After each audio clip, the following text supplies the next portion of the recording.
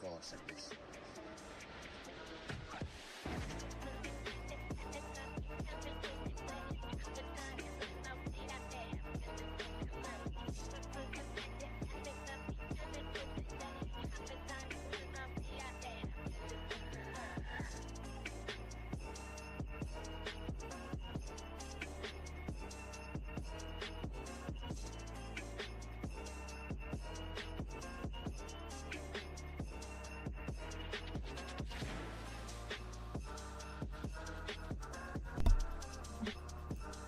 Welcome back, everybody. 8 o'clock. Can you believe it? 28th of April. Here we go again. It's a Monday. Can you believe it? I can't believe it. Monday already. Last Monday in April. Whatever you want to call it. Hello, Fernicar. I'm just going to let me move the chat open a little bit so I can actually read it. I don't know why it squishes it up like that. Hello everybody, if you're watching live or you're watching later, don't forget that you can check out the Discord. There's a link in the description. And we have just started making new shorts. There's a whole bunch of new shorts coming out. I'm using an agent and we're making shorts from the lives. Now it's going to take a long time because I might not even be able to do more than one day at the moment. But as the automation gets better, the speed increases. Ultimately, I still have to actually audit the videos. So it's not fully automatic because human in the loop, right? Anyway, hopefully that goes well. So welcome everybody. Tonight we're doing a bit of a chill out session. So literally it's just going to be us messing around. We got ComfyUI, we've got a bit of Writers Club coming up, and I'm just tying up some loose ends from last week's projects. It's mostly Sharona because we started the project and then we got distracted by other things and then the weekend happened. So here we are. Oh, and I completely forgot. From now on there will be a short spoken intro before the intro, and you'll see what that is next time because everyone's going to see it. But I forgot to do it today. I forgot to do it today. I even had it all planned out and everything, and then I just forgot to do it. It's too late now. Has to be done at the very, very beginning. But yeah, so we'll be having fun with that tomorrow. Let me just see now. What else is new? See, I'm trying to take it easy tonight, you know? So let's see, taking a look at the inside line. Obviously we did the hyperscaling yesterday, which was fun. Did a load of printing. Got some good stuff made. Want to mess around with the text a little bit next, and then probably I'll get some new high quality paper to really sort of get results out of that project. So, but yeah. Taking a quick look at the Sharona model, there's a couple of things I want to address. So obviously book one is written, and in Writers Club I want to take a look at the Uno and go through it, alright? For some reason someone's ringing me every 5 seconds. Bro, show, 8 PM, lol. You see me live, man. Right. It's alright, he's alright. I'm like, you see me live. Anyway. Yeah, so we wrote the story, we've upscaled it. Now I want to show off a little bit of what I do. So it's sort of like checking the pages and then what do you do when they're not. You know what I mean? When they're not fixed. I'd like to share a little bit of that process. Essentially, it's just redo it from source, which is why we keep them. Yeah. And then this is almost ready to go into the manuscript draft. But I'd like to do some more stuff with it because at the moment, what we've got is it's kind of like the image models are underdeveloped. So that's what I'm trying to address today. And to that end, we've got to do a little bit of curation. And we've got to do a little bit of generation. Okay, so that's what's going to be going on for a second. Let's just open this up. So look, we've only got 30 images. Now we don't need much for a character model. And also what I want to do, just to sort of make things complicated, is I want to make her hair red in every image within painting, which is kind of brave, but I think it's the best way to solve the goggles problem. Yeah. Hello, Apollonia. Welcome, Dragon Diffusion. Hello, everybody. Thanks for joining. Yeah, so what I'm thinking is, because the thing is, there's a lot of variety in these images. Did these come out of, I think these did come out of my model, but because it's a style, the face changes every time. So what I want to do is get a tight cluster that are kind of as similar as possible. Oh, do you know what? I just had an idea. I could start with this one and string paint it. Let's see what happens.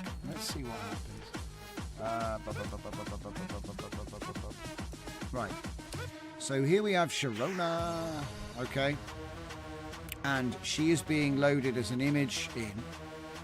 So that's, if we go back, it's that. That's the one before it. So, as you can see, this is the original image input that was used to train the style model.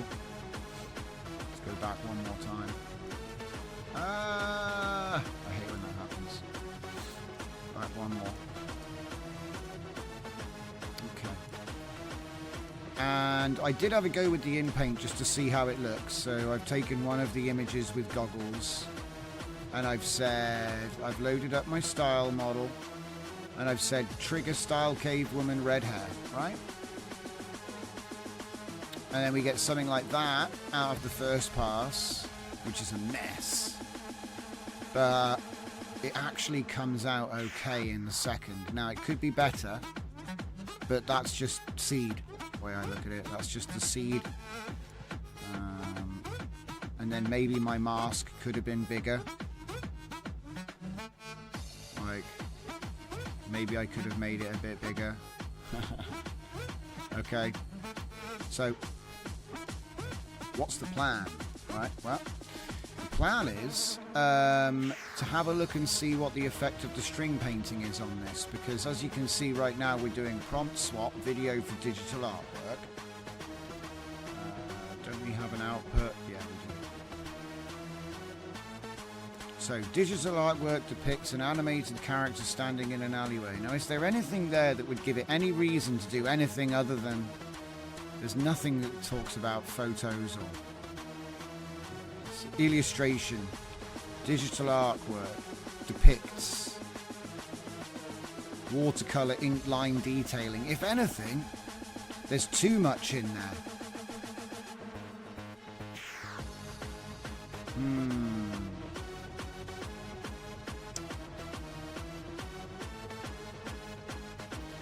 It needs to be illustration of, and it comes with watercolor ink lines, so digital artwork shouldn't conflict. If anything, it should make it a little bit sharper. Right, so let's try it. So it's going to be string paint V2. We're going to give it a weight, and we're going to put it in last, and we're going to use 32-bit.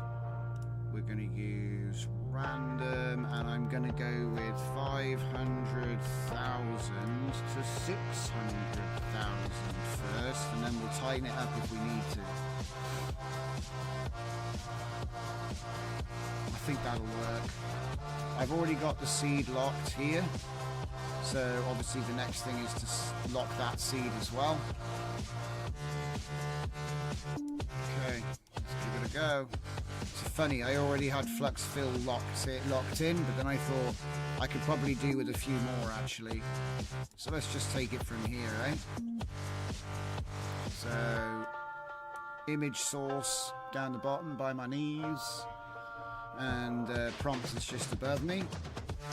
I don't know if that's legible. Is that legible right now? Can you read that? Or is it too small? If it's too small, do you know what? I'm blowing it up.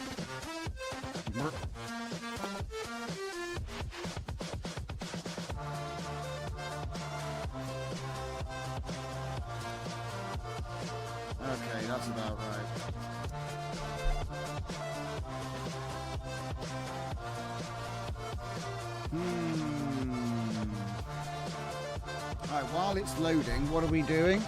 It'll probably, like, this will make it start making images quicker because I'm going to draw there, right?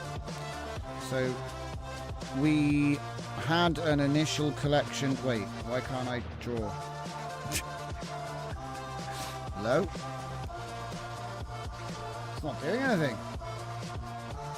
It's not doing note. Well, that's weird.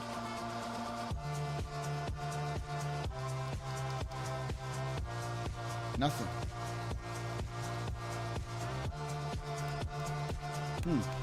Okay, well, we'll have to come back to that another day. I'm not going to mess around with it. Maybe later. Okay, the picture's there, so I tempted fate. It worked. Okay, so we've got our image. Now, what's the effect of the string painting? Okay, so if I run this, it will change, but like probably almost impossible amount because there's control net as well. I've got to remember there's control net. So let's just give it a second.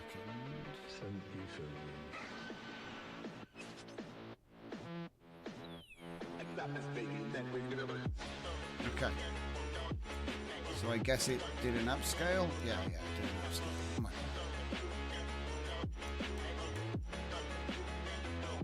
See, this is good. This is going to be worth training. Train that as a character. I might change the hair colour still, but, you know, you can just tag it white hair. White hair is also cool. Should I actually put in there she has white hair? I don't think I actually have. So maybe I just need to inject that into the prompt. Okay, well, the prompt, that seems to be doing something. I might need to like increase or decrease the window for the hex code generation. So let's see now. What was it? Depicts cave woman, comma. Aha, woman, comma. That's what I'm going to target. Okay, so prompt inject v2, and I reckon I'll inject obviously into this one. So let's just move this back a bit.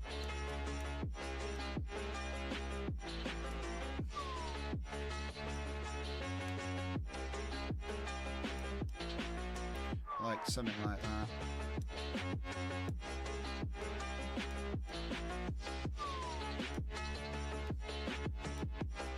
All this crap. These are all like stuff I might need, but probably not right now. Okay. So what are we going to do? We're going to put in white comma space white hair, short white hair. Yeah. So it's going to be woman, comma. I think I can do that, and then I can do woman, comma, short white hair. Short white hair. I was going to do red, but I've changed my mind. White looks cooler contrasting with the orange. The red is kind of... Do you know what I mean? I mean, it's cool, but it kind of just... I don't know, I think it's cool. But I think it's... yeah, I think white contrasts the orange better. We'll see. I think that works a bit better. Anyway. So yeah, we're going to actually ask for the white hair every time. It might listen to us. That'll be nice.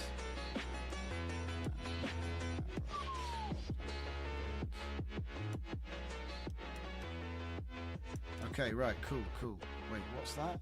Inject after, yes. Oh, wait a minute. Target word woman. Exchange. It is exchange. Yeah. It's weird how I've done that.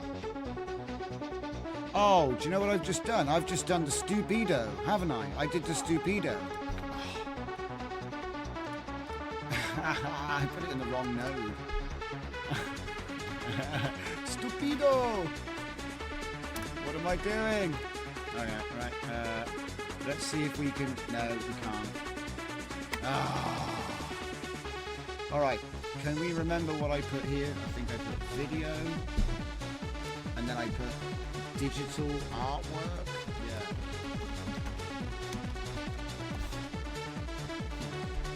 digital art.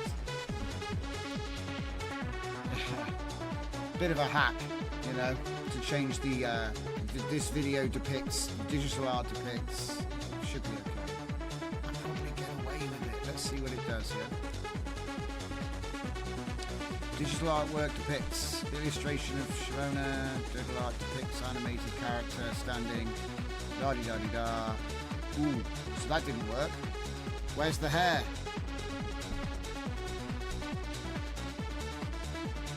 Cave woman, comma.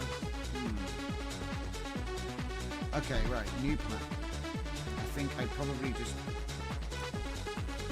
Woman.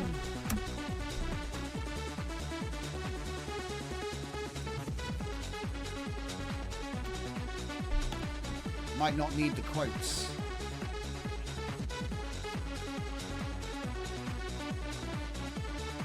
Aha, it did something. Yeah, you don't need the air quotes. You definitely don't need the air quotes. Injecting loads of spaces everywhere. There we go. So just look for woman, and if you see woman, put short white hair after the word woman. So that should. A little bit of chicanery, but it's because I've got automatic prompting, so I want to make sure that every automatic prompt comes through the right way. Might be worth putting a comma, because commas do actually have an impact, even though the white spaces. I mean, let's see, can I do that? I might get away with it. Wait a minute, I did it again. Keep on using the wrong one. Get it together, Johnson. There. Okay. I think we got it. Don't worry about the spaces.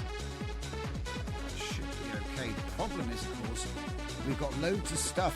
Orange hoodie, black leggings, orange boots, black utility belt. Background is a teal colour. Well, that's going to change depending on the image, because we will eventually unlock the prompt and get a different image and prompt every time. But for now, we've got the same seed, and the only thing that's changed for now is the prompt. And then in a minute, the only thing that's going to change is the hex code, which I attach to the end of the thing. We don't even need to wait for that, to be honest. In fact, you know what? To put the first one to 0.9 and then remove the string weight from the second part of the prompt. And like I said, now we've engineered it so there's a little bit of room, so all of this gets 0.9 average attention, and then that gets to the remaining 10%. It's a little trick. It should work nicely. So let's generate the image and see what we get. Now it's very close. If you look, it's very close to the original, but it's accentuated the style that we've trained into with Flux. So obviously it's completely different, you know, texture knowledge and feature knowledge, right? But the same exact composition and subject. I will say that the fur is a little bit weak, but we're going for that sort of pencil drawing type aesthetic, pencil drawing with maybe a very light line work. So it's supposed to be like when this gets printed.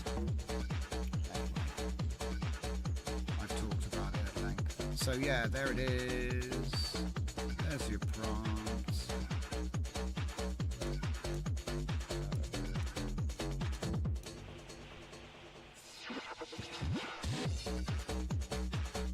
There we go. Beautiful. And the thing is, guys, what this project actually is I've written a load of books lately, and what I noticed was that a lot of them are very technical. They're very like wordy, because it's like sci-fi mumbo jumbo or magical rules, right? And so I wanted to break away from all that stuff. This is why we're going for like a cave story, like a prehistoric story, because there's nothing in it. Do you see the fifth element coming through? Very Gautier. Nice one, thank you, Dragon. To be honest, I did see a little bit of Mobius in the originals, just a little bit in the Mid-Journey, because it was a Mid-Journey concept. So what we do, we talk about what we want to make. We have a conversation verbally with an LLM, like Gemini on your phone. Tell him to summarize it at the end as a law book. So obviously you'll be talking about a potential story and characters and stuff you want to tell, right? You summarize that, and then you take that into the next stage. And like I said, I ended up with a whole bunch of cool prompts that I wanted to use. I put them into Midjourney, had a session just vibing out the ideas, collected my favorites from that, and then took those images and trained a style Laura in Flux, and then started like prompting, made LLM prompt lists and stuff, really like hammered out the definition of the character and all, and then that culminates in the narrative bucket. So from the lore book and all of the descriptions, we have a description of Sharona, we have all of her stuff, we have all of her, you know, all of the information that makes her what she is at that concept stage. It's all defined here. You've got environmental challenges. Here's the ghostwriting style. For some reason, I used Douglas Adams, Terry Pratchett, Kenny Everett by accident. So I hope that didn't mess up the first book. That's a mistake on my part, I'll be honest. I didn't, we pulled in the wrong ghostwriting style at the beginning. But to be honest, I think I noticed it and said, it's fine. Because what I want to do is make a comic story with this. So that's why there's like one character, you know. There's only one character in this, right? Because I was like, well, if I only need to make one character, I only have to train one character. It sounds obvious, right? But I just wanted to keep it simple and really boil it down so we can actually be like, look, there's no like roadblocks and hurdles that are just, now we have to train the 8th style model for extra number 2, you know, so it's consistent, you know. I thought I'll start off with a nice character-driven survival drama, you know, which isn't really a drama, you know, because it's just about a girl migrating south. That's all it is. And obviously there's going to be predators and dangers, and just, you know, just that sort of stuff. I was thinking about Apocalypto, even though that is actually crazy, it's such a crazy movie, but I was thinking about, like, you know, back in the ancient times, but there's a little bit of a twist to it, so I don't spoil it. I don't think I've shown it off. But yeah, the way it was done was really simple. Like I say, if you have a look here, we're using my new approach, this is like the 2.0. We're going to start building this into the narrative inversion. We're going to start building it into TINs. There is no source for software development. So writing books, writing non-fiction. So if you want to do like Substack articles, you want to do blogging at hyperdimensional speed, you run 30 accounts, whatever it is you want to do, it's all the same system. And I've come up with this new thing called the interview. Look, I love it. I've come up. I start to feel a little bit like a hype mogul sometimes, because like, I've come up. I've discovered the interview. It's like, no, you haven't. No, you haven't. What I've done is I've discovered, the real discovery is proving that it has a benefit. So before you do your planning stage with any deep thinking LLM, possibly others too, I haven't tested them all, right? Tell him to do 20 questions before the plan.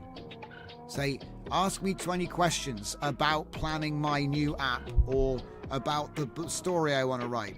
You can still use all the RAG and all the graph and all the other vectors and everything. You can still do all the others. But before you even do the plan, say, ask me questions and use my answers to refine the plan. That's all it is. There's no special Laura. There's no special code. Just say, and you know what? This is the funny thing. Like, these are the sorts of things that we work out in this community all the time, and it'll show up as like a default. It'll show up. So if I just show you what we've done here, start off with the plan from the conversation, so we can talk to Gemini and be like, I fancy making a thing. And also when you're doing your plan, don't say things like, I want to do Blade Runner with magic. Well, you could do that, but it will be much, much better if you are more descriptive and don't lean on references like that. You don't want to lean on top level references. You want to lean on the sort of more detailed references and really build it out. We'll do it live in a bit, so I'm not, I want to show you what this is. But essentially, I give it the plan, which is this. Now, obviously, this has been evolved with the answers from this, so it was a bit thinner than this at the time. But, you know, I talk, summarize, plug it in as Sharona plan, then I get the Q&A, right? I'm not going to read all this out for you guys because it'd be too boring. I might include it when I publish the law book, okay? Because I publish the law book so people can have fun making stories inside, or, you know, and then you can really get to know how it works, and then you don't need any of my examples anymore because you're doing everything 100% custom, okay? Because all it really is all of these files and a prompt. That's it. You make all these files which are yours, you know. I think the only file which is there which doesn't change is this one, which is narrative spittoon, and that's like the core of the system. But to be honest, you could rewrite this too. So look, do you know what, I've never actually read this out, so as we're on a chill out stream, let's read this out so you can see what narrative spittoon actually is. So I don't think I've ever read it out, and maybe a lot of you never read it. So obviously we do this backwards, that's the only twist. But an AI can invert something like mathematically, so it's not difficult, you know. If I was to read this to you in reverse, it would make no bloody sense. Like if I read every word backwards, it wouldn't make any sense. But that's not what it means when you say do the process backwards. Anyway, whatever. So this is the improved narrative framework. Now I wrote this probably 2023, late 2023. So, implicit causality, substituting because. Is this on word wrap? Yeah. My technique. This is obviously a agentic system prompt format, yeah? I will embed the cause or reason behind events or actions within my narrative context. This can be achieved through character dialogue, my internal monologue, or descriptive elements I choose. My purpose. My goal is to reveal motivations and reasons behind actions without directly stating them, allowing me as the reader to infer and engage more deeply with the story. Subtle conflict introduction, substituting but. So this is because but therefore principle of writing here. My technique. I will introduce complications, conflicts or twists through subtle narrative shifts. These could be through unexpected actions of my characters, changes in the environment, or new information that contrasts from my previous expectations. My purpose. My aim is to create a natural and engaging progression in the story, avoiding predictability and keeping myself intrigued. Draw the explanation in your blackboard. I'd like to, but the problem is, it's not working right now. Look, I'm writing and it doesn't do anything. I don't know why. I'll try plugging it in and I'll plug it in and off again. Must be something wrong with it. Let's try it again. Nope. See, I can see it now. I don't see it on the screen. Projector. Projector, where are you? Do I have to do a different projector? What? That one's called Elgato. I don't know. I'm going to close this one and maybe I can do it now.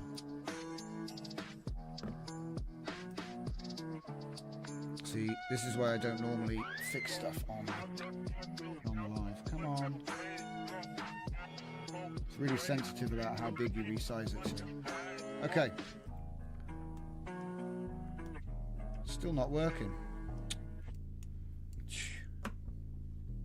Okay, something's wrong with it. Anyway, I suppose I could use the paint, but yeah, like I said, this is complicated. This is why I like to read out exactly what it says for a change, you know. This could be through unexpected actions of my characters, changes in the environment, or new information that contrasts with previous expectations. My purpose. My aim is to create a natural and engaging progression in the story, avoiding predictability and keeping myself intrigued. Organic consequences, substituting therefore. My technique. I will allow the outcomes or consequences of events to unfold through narrative progression. Sorry, I'll just read that out. Fernicar just said, man, this is the hardest part of understanding another man's mind's inner works. I'll have to pass this into a psychological LLM. What I would say is just feed this to the LLM and have him understand and rewrite it in a way that you can make use of. Because I have no connection to the order of the words, provided that the message is received by whatever model that you're trying to use. This is merely a lever by which you can move the world. The problem is, where do you put it? Yeah? And so, like I said, I try to give this stuff out as a starting point because everything requires some changes. Yeah? You just made a mad video of Thora, says Dragon. Yeah, post it up. We're having a chill out tonight. So, let's just check on Comfy real quick because, yeah, so what actually changed? Did you see anything? It looks pretty much the same to me. I think that the control net means that the, Control net means that the string painting will have an extremely fine effect if it's even visible. So what I'm going to do is I'm going to take this one off. We're going to increment through. I'm going to leave this one on instant, and we are going to put her over that side. So hopefully we'll get some images coming up there while we're doing this. Come on. There we go. Perfect. That's what I want to see. So anyway, I'm not going to read the entire thing, okay? Because I'll be real. It's like Fernicard just said, it is quite wordy, right? But that's the point. It is a prompt.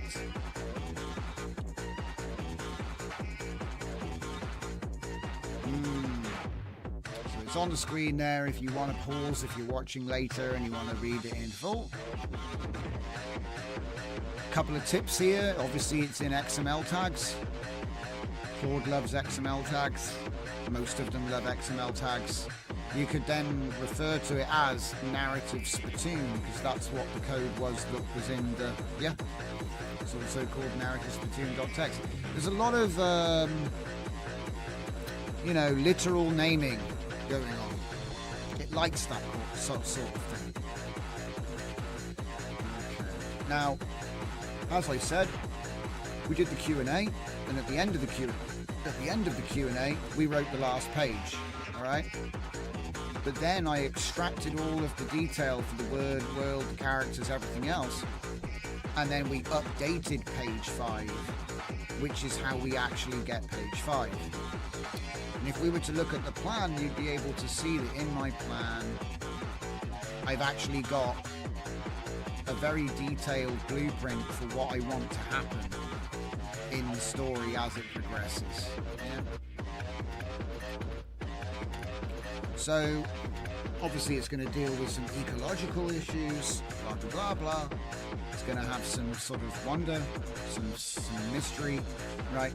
But mostly it's just a chick going south for the summer or for the winter even. Winter is coming, let's go south. That's what it is. All right. Inspired by a bunch of stuff,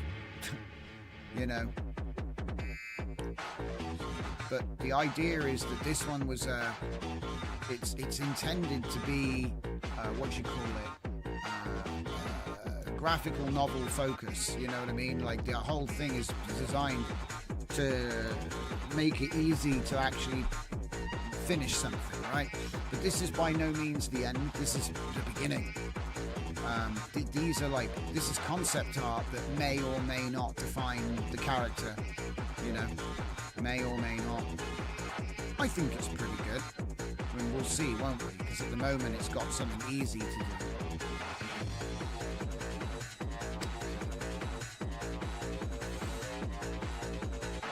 And as you can see, we've got the story structure for book 1 right there, key visual sequences. So obviously by giving it a list of key visual sequences before the book was written, these sequences will be in the book, maybe multiple times.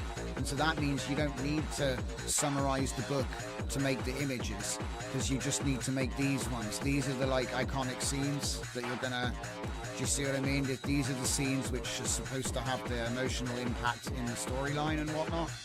And so it's like, These are this is all you really need to do is prompt these. And so the way I aim to prompt these is two ways.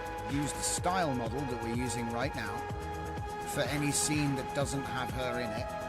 And then for any scene that has her in it, we're going to train a curated character Laura from the best outputs. You see? Are we still on automatic mode? I think we are. It just is slow.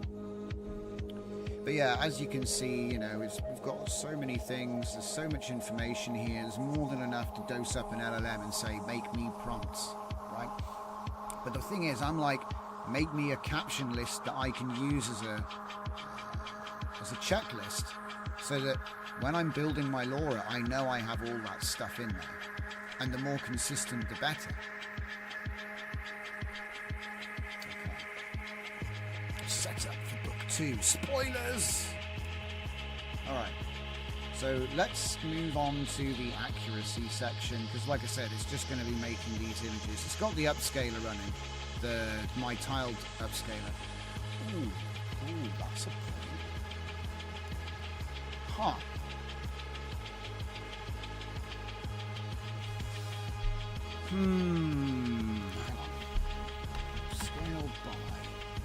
Upscale by factor. Upscale by.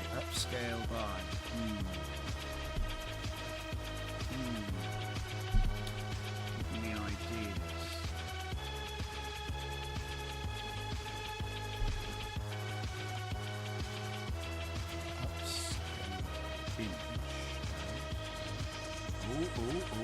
Iterative upscale. You're giving me crazy ideas again. Multi-upscale. Because then I could use 2. There's too many upscalers. Half of them are mine. Okay, I could use my image interleaved. Wait. Yeah, that one's for images.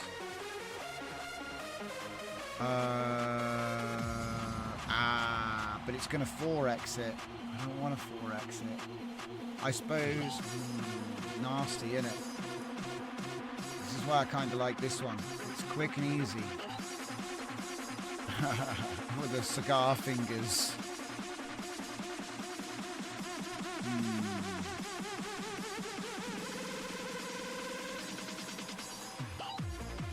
I'm not really sure.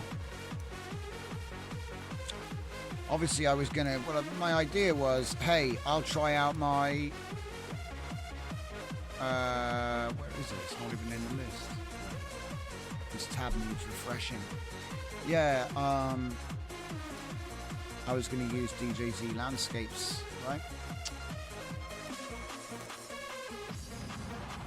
But it needs to be 2K, not 4K. It's too much. It's too much. So scrub that, I'll just let it run. Let's get back to what we were doing. That's not white hair, so we're still gonna have to in-paint it. Do you know what I mean? To make the hair colour. But then again, do I really want the hair colour to be consistent? Because I could, if I tag it black hair and give example of white hair, you can have whatever colour you want. I suppose it does make it more consistent. Let me see if I understand it right. You said in a previous live that Sharona will feature key points in the story representing users controlling events, but Narrative Spittoon didn't. Yeah, Narrative Spittoon is separate. Yeah. Narrative Spittoon is didn't change since 2023. Yeah. But this is the thing. Oh, where is it? Where's my thing? I'll show you. Good question, Fernicar. Good question, mate. This is like a CPU. It's not actually affecting the storyline itself, because all of this is kept on rails by your project definition. So your character names, your world locations, the speech styles of the characters, all this other information, okay? It's a bit like how we're able to change out the writing style right? Normally I use one, the default one is me. That's how I write. It was made, I think it was distilled based from my work. So, but then during live streams, we've made a few for fun. One of them was the Guy Ritchie, Sanderson, Henderson. And then this one is the Adams, Pratchett, Everett. Both of them were made on suggestion from the chat. The reason that I like to demo this stuff is because obviously this could be all your writing style rules, you know? But the thing is, it's totally modular. So Spittoon inversion, this one, narrative Spittoon, this one here, this is how to write. This isn't what to write, and it doesn't define, there's no formula really. Well, I guess there is, because, but, therefore, but it's a universal formula, so it doesn't actually affect the subject matter. And if it did, I would recommend changing it. Oh, hang on. So where is your new trick? The one that makes the key points in the story to be set written in stone. Yeah.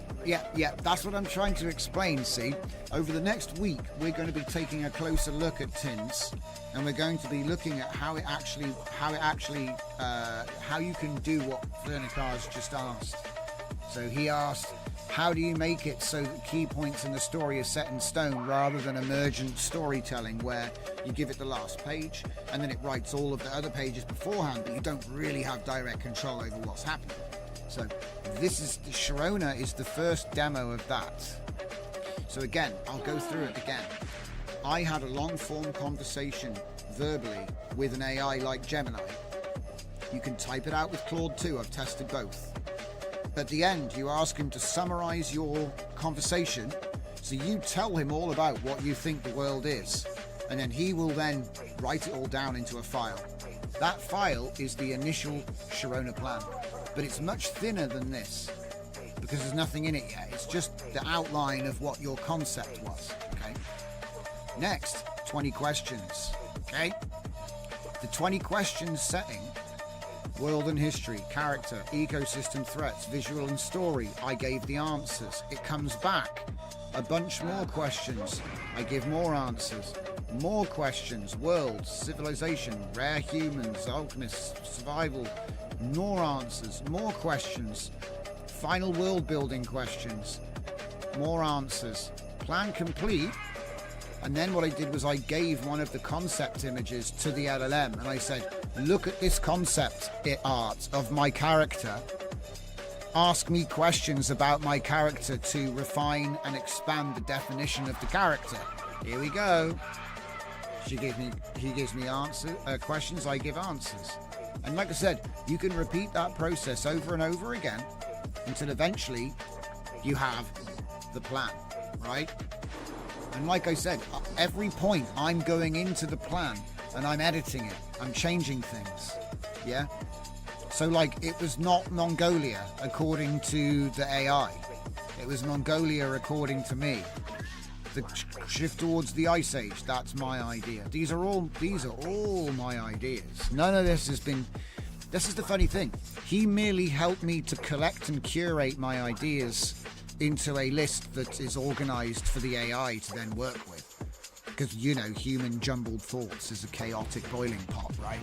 But this enables you to get it into like a structured format. And then what I've done is I've come in and I've edited these to this bit here. I did briefly show it, but story structure book 1, theme, migration and survival. That's the acts. There's 4 acts over 6 chapters. It's a bit strange, I know, but... And then here's the scene. So I've got a shopping list of things I want to happen that should take place at a certain point. If you look, some of them say, oh, it's got to be this before this and this after that, right? And then keep going. More information about the companion. She's got an animal companion, right? Like a horse. And then threats and challenges, so more information about the environment, because it's not just like she's being hunted by a cat for the entire book, you know. Although that would be quite funny. Minimal dialogue approach, because remember, I wanted to make a comic. Hang on a sec. If you made this part of the workflow just now, how on earth did you manage to survive without this spearhead? I'm not sure what you mean by that. Spearhead. Is the companion called dog meat? Hey man, if you want the companion to be called dog meat, you just change it, right? I don't think the zebra. I think it's just called zebra. I think zebra doesn't have a name, but then she doesn't really say anything. Yeah, she's like a solo survivalist cave girl. She doesn't say. She just goes, "Ow," when it rock fall on my head. She didn't even say anything. She says a few things, but it's more like telling the zebra what to do, like stop, come. You know, it's not. But anyway, I don't want to go on about it. So yeah, but that's how I did it. And when I do the prompt is basically the same. Did I do it in here? No, I did it on the laptop. See, what I'm going to do is I'm going to write up an article where I show step by step what the prompts were, you know, because I haven't shown them. Right? I haven't shown them.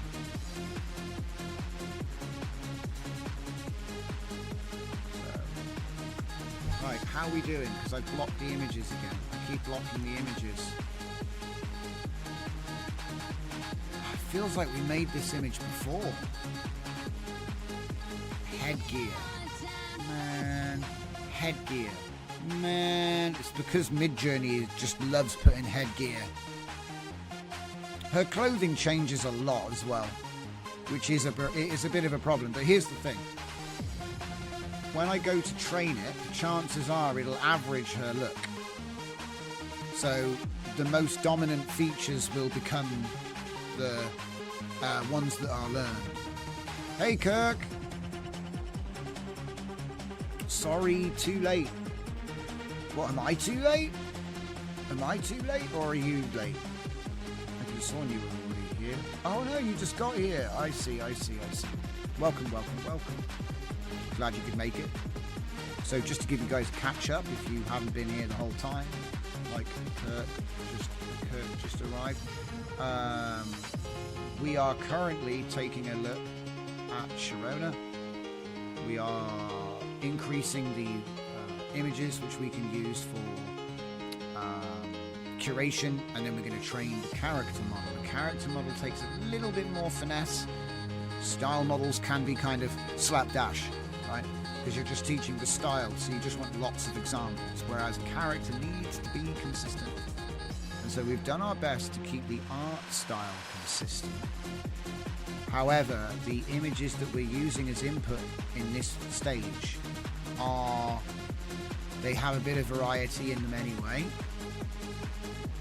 You know, just looking at these two, one is anime, one is photo, but I'm not too fussed about that. I'm not too fussed about that, to be honest, because I know that it'll bear out in the averages. So what you'll just end up with quite an interesting looking character when it merges the two concepts together, because you will end up with one concept in the end. Yeah, I don't know why, but my Telestration is offline today. I don't know what's happened to it.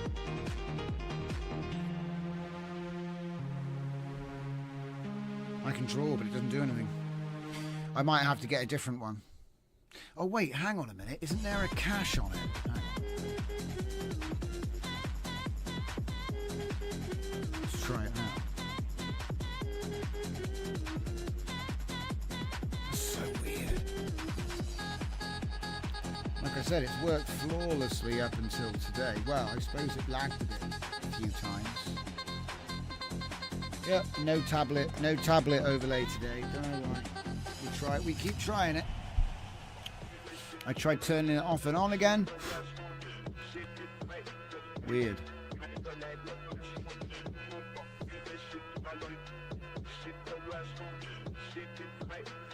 I bet it's something really obvious.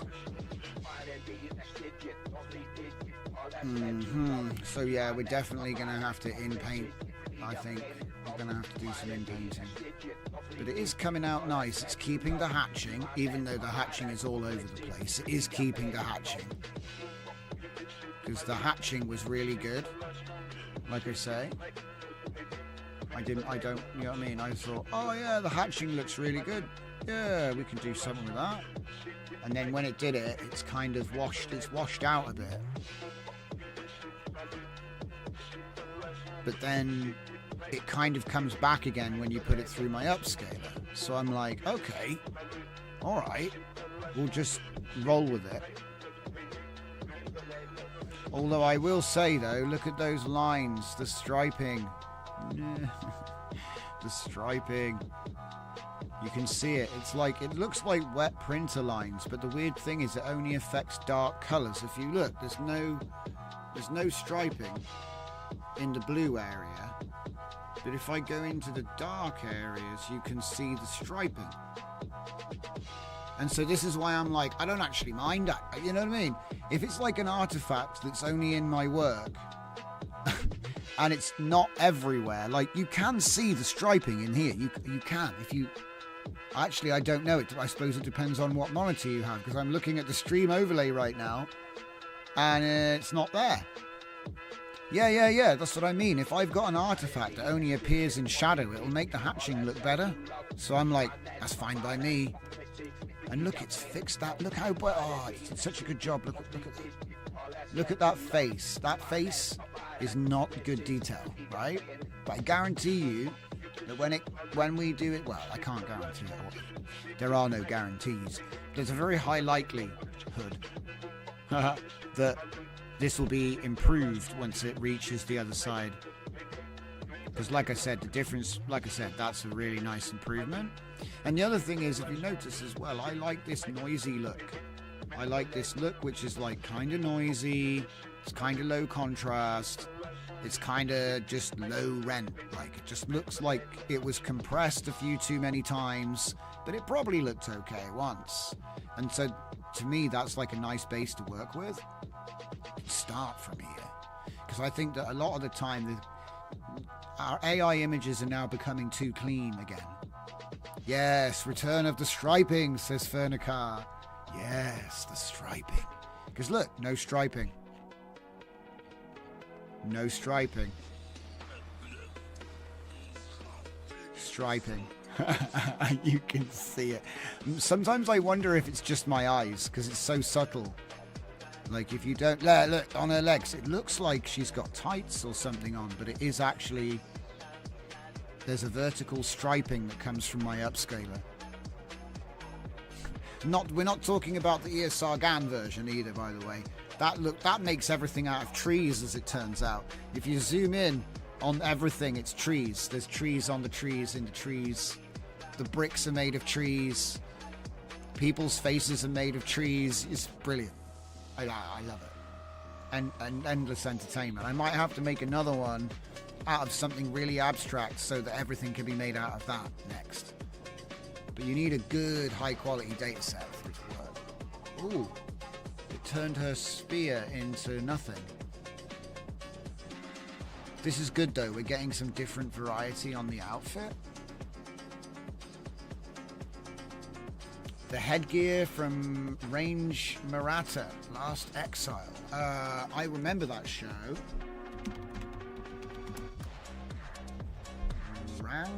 Maratta. Last Exile. Yeah, Last Exile was all about planes, wasn't it? Yeah, we need to get rid of his name because it's showing like just random hentai. Lol. Yeah, here we go. Last Exile Volume 1 by Koichi Chigara. They had planes with no wings, and it was all airships. Very cool, actually. I write about airship stuff. But this is kind of old-timey, like World War One. It's all about World War One.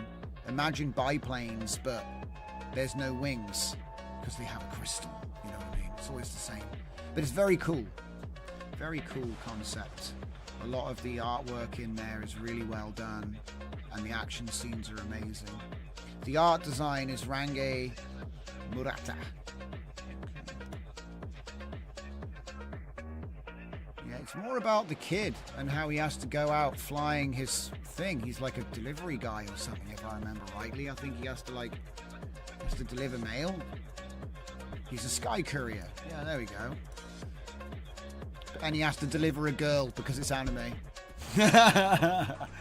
But yeah, these concept, this sort of stuff, this flying machine design, very unique, very World War One. But anyway, nice distraction there. As we continue making more of this chick. So my plan is to manually paint the hair white, I guess. And hopefully it doesn't look like garbage. But we're just trying to get character art here, so it doesn't even need to be a lot of images. Look at that. That one was like... Look at the line work, though. I guess it's... Man, I'm missing the line work here. I'm missing the line... Ah! I need to use canny, don't I? I'm only using depth right now. Yeah. I'm only using depth. That's gonna throw the art style out big time. But the line work is right there. Oh man. Oh, it might. It's tough.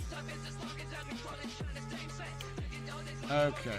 Well, we already have the image, right? So if I just say, let's see, is it that one? No, it's that one. Canny edge.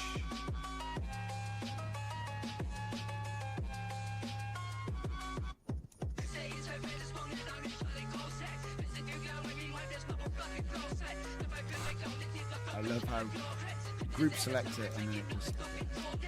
Are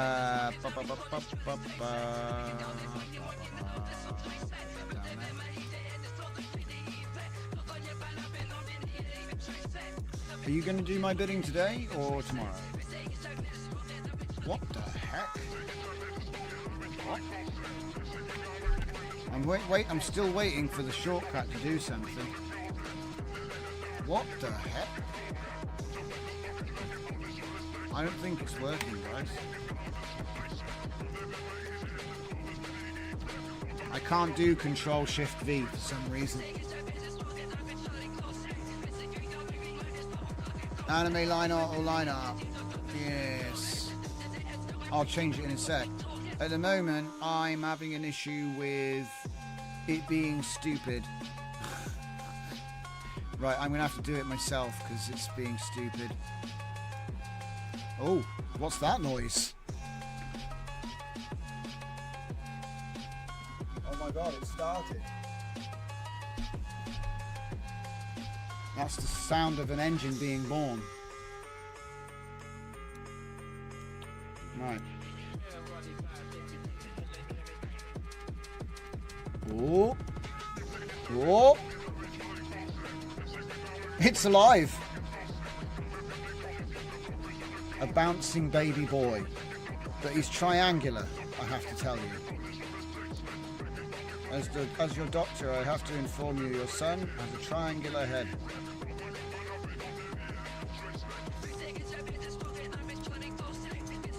Okay. So then we don't want these to step on each other, right? We also want to have a reroute there. What the heck is going on? Why is it dragging off? Obviously that VAE isn't connected, surely. What? Oh no. Oh no. Oh no! Oh no! No! No! What's going on?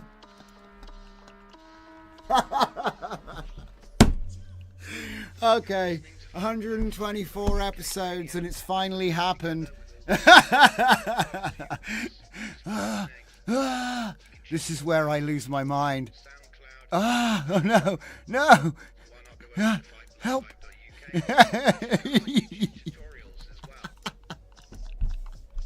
I'm at the bottom. I got to the bottom. Oh my god. That was really dumb. Give me a second, guys. I gotta clean this up.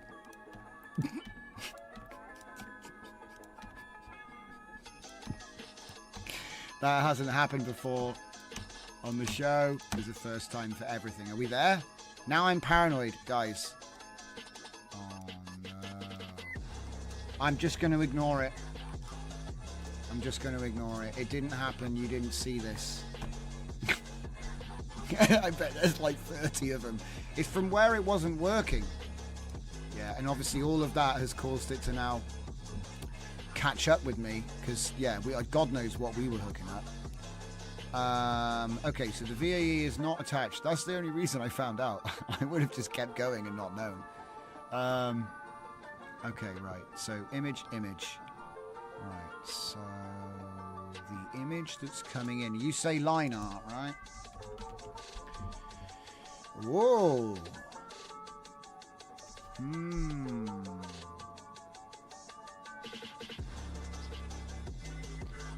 Any line.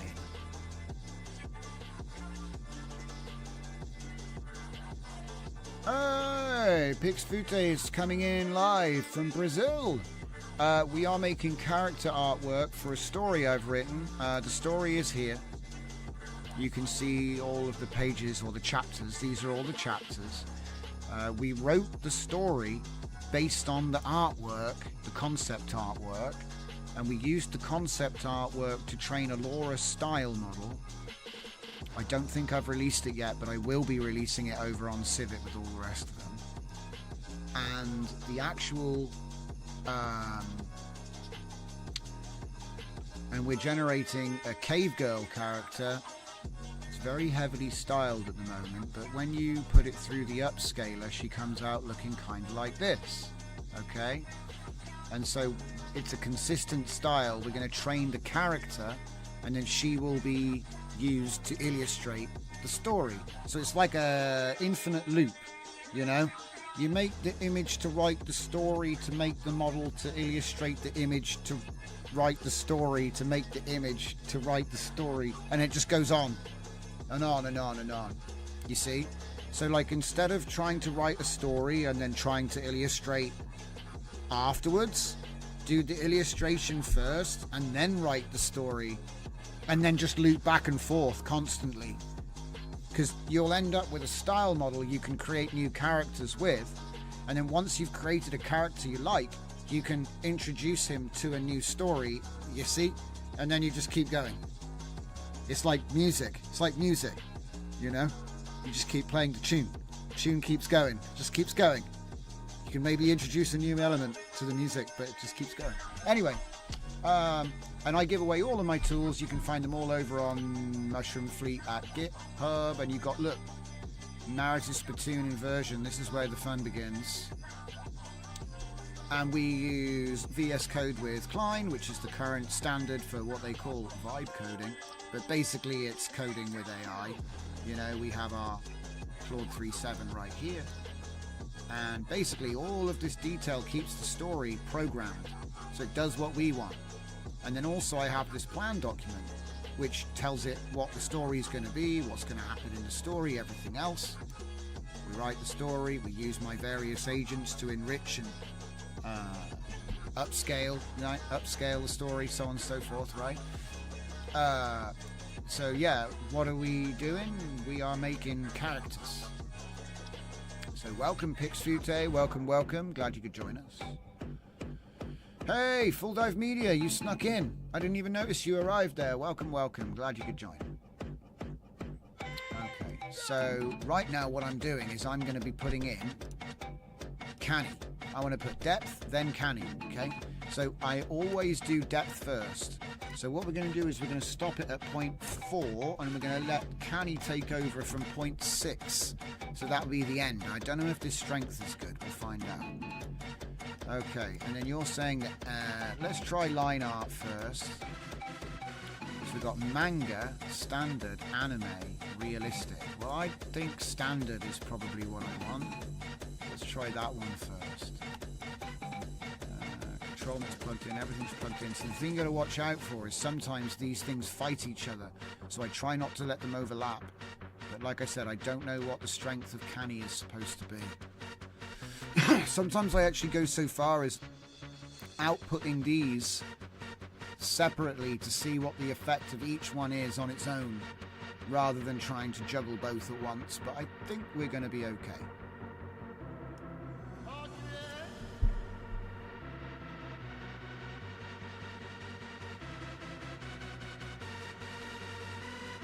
So that will be the source image that we're using to actually create, you know, this is the source image.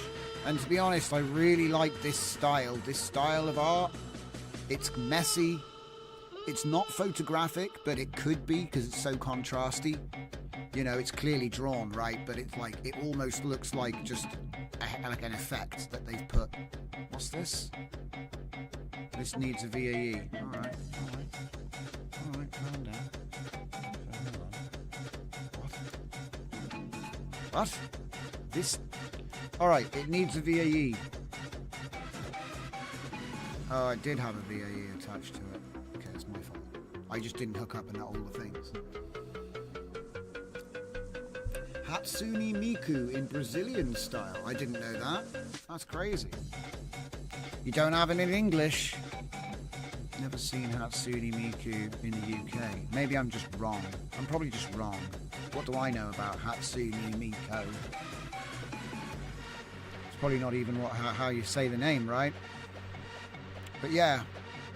So we are slowly building up a character model. And here's the twist. We're not just going to use the outputs. We're going to work on them before we train them again. And then, as I say, that character will be used to train. Oh my god, there's still one left. That character will be then used to train, illustrate the story. Oh! What on earth?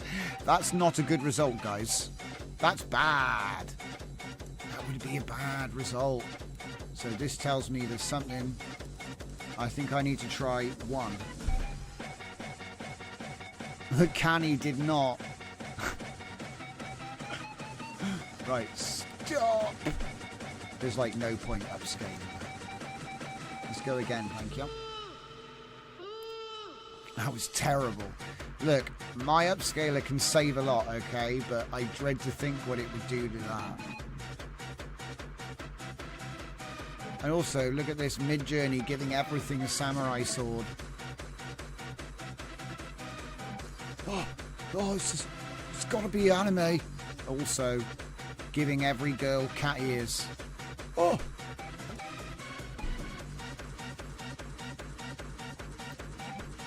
It kind of looks like a dude's face as well. It's so weird. Zebra was good quality though. Because it's supposed to look a bit like a pencil drawing, right? Because this is almost too good. It's definitely too anime. See, even that. Actually, I think you'll just go... Because we're going for digital art. That's bad.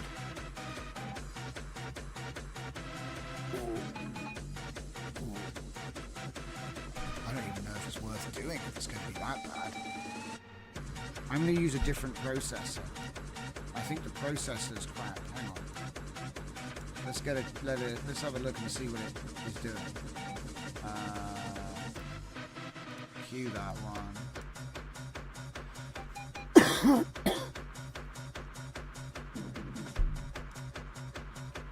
I'm just going to use the normal canny because that's kind of what I'm used to. To be honest, I'd never even seen that other processor before. I was like, oh, let's try that out. That sounds like fun. And I was wrong. I got scammed.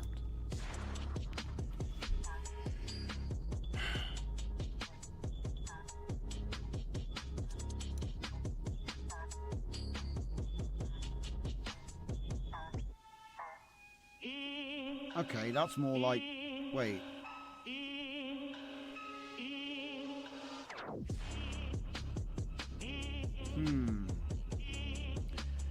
Okay.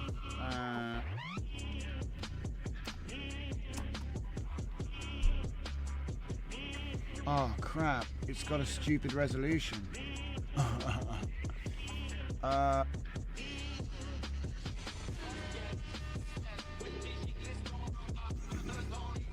Because I don't know. These could be wide or tall.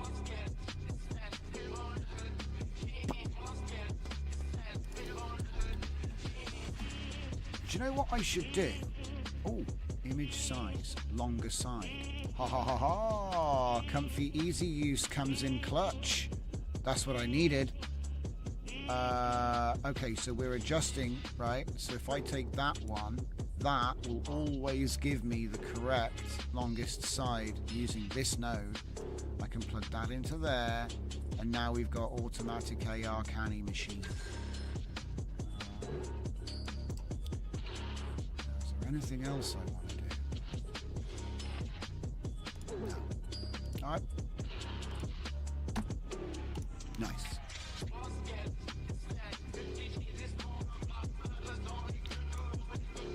Automatic.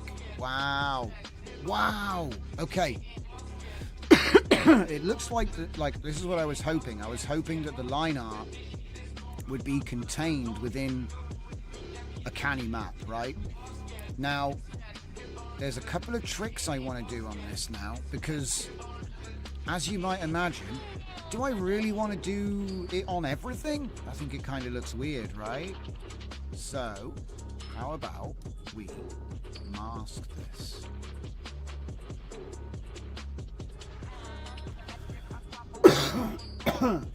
The new KJ image side nodes are amazing. What, there's a new image size node from KJ? I've only got this one. So it's got get image size. Yeah, I see. Oh, I see. So you can use it for both things. Oh, yeah. That's clever. I like it. He's got crop, resize, and the automatic AR stuff all built into one. Very cool. All right.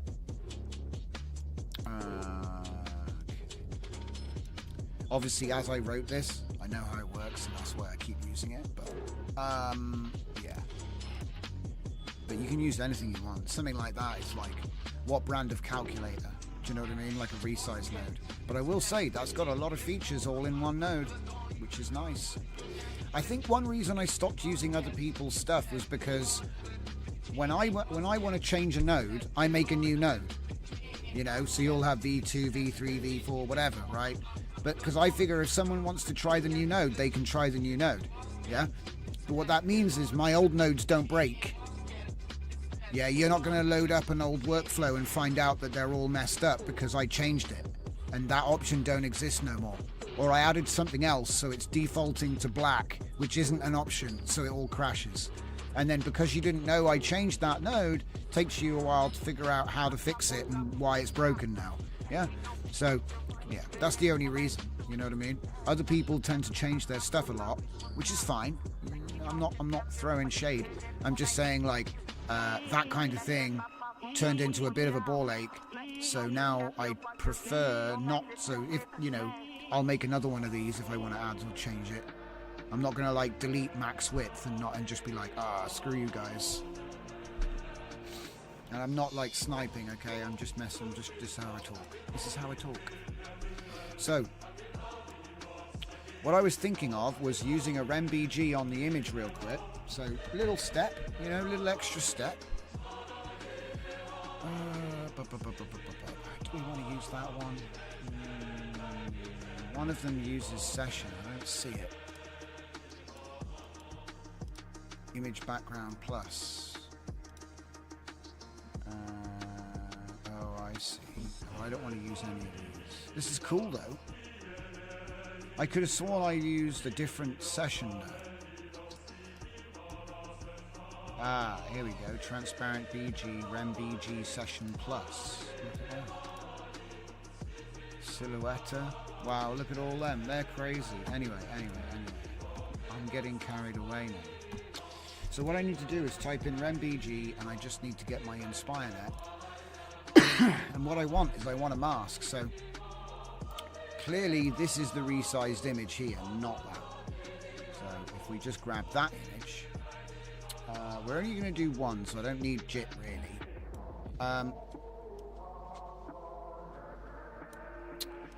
Okay. So that'll give me an image preview and it'll give me a mask preview. Okay. So what I want to do is I want to mask it so that the depth is used for the focus, you know? So it's not just control net. Also, control net is really messing this image up. Look at this. What on earth is Canny doing right now? It's making an absolute pig's ear of it. Oh my god, I'm surprised. Do you know what? I bet it can't run two at once. And that's just literally what it is. Ooh.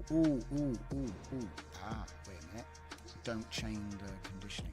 But then you don't get anything from the first conditioning, see? So you have to chain the conditioning. I know.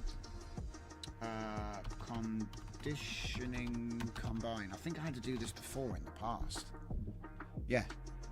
Conditioning combine. And isn't there a way of doing it so that it averages it rather than... Yeah, here we go, look. But why has it got hooks? Shit. It's always something, isn't there?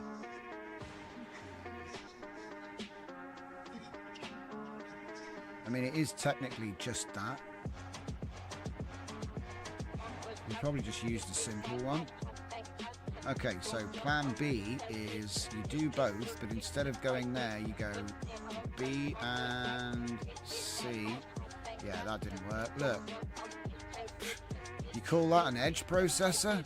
What's going on here? Look at this. The edge map is fine. It's like it's not using the right type of control net. I'm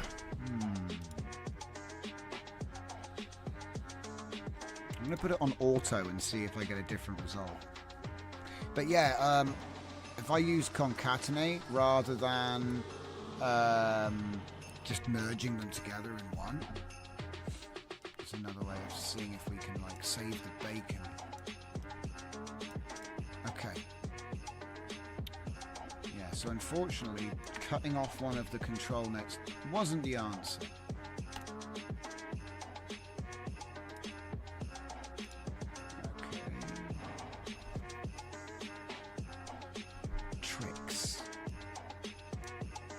Image size nodes V2. I think I must need to update my KJ nodes because I couldn't see them. But yeah, I'm glad he made a V2 is all I'm saying. Kudos to Kijai, as usual. So yeah, we're going to have a couple of dummies in there. Look, it's so funny to see.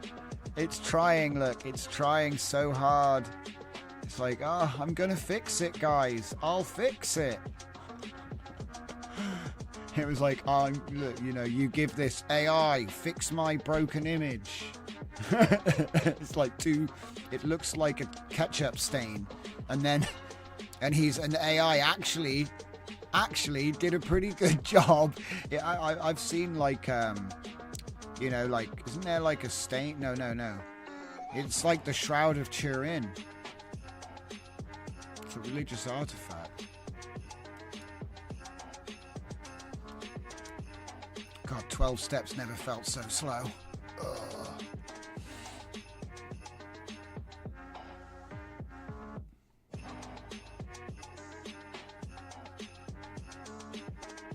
Oh.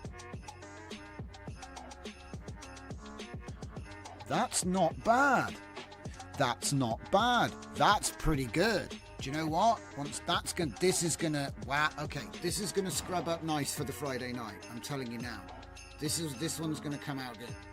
It's got just the right amount of noise. See, the funny thing is, some people, right, it's kind of hard to explain. I've mentioned this before.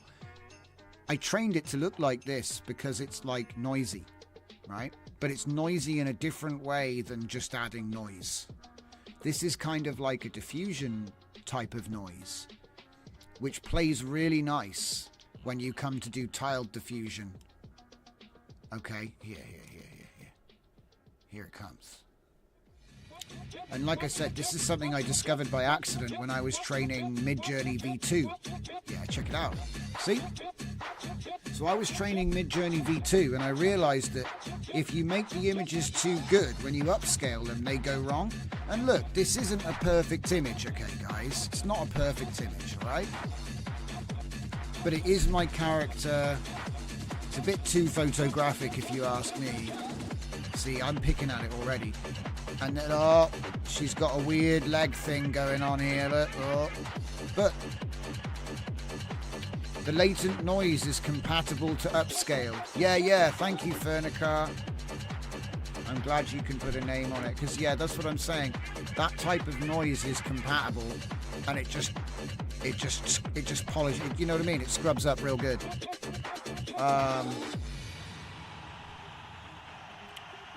I refuse to believe that these are the same images, though. There's something weird's going on here, though, isn't it? What the heck? That can't be this. Surely this is the next image.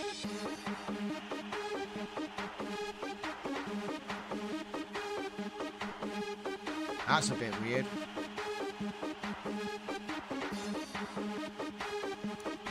So it used the depth for this. Okay, it drew inside the shape.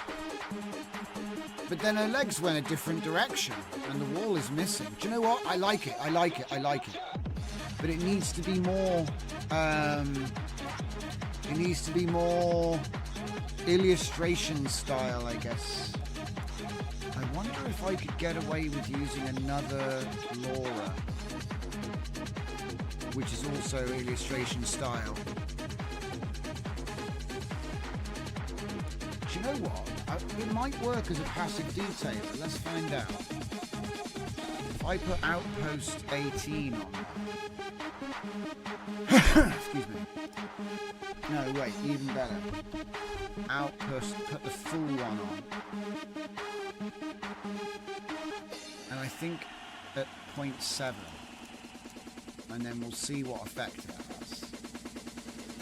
Obviously it'll be a new image, so it's not going to be like an identical match for match or anything like that. Okay, so walking away. Interesting to see what that comes up with.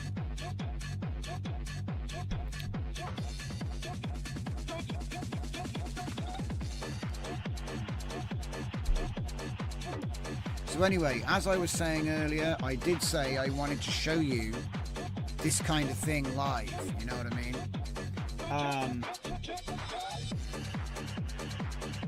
Can I get a Gemini? Chat, please. Now, I had a cool idea. I'm just trying to remember what the idea... What? Wow, reality was taking shots at me there. The music stopped and everything. I'm back. So can I talk to this one? Allow while visiting the site. Okay. Do I have to hold it? Hello, hello.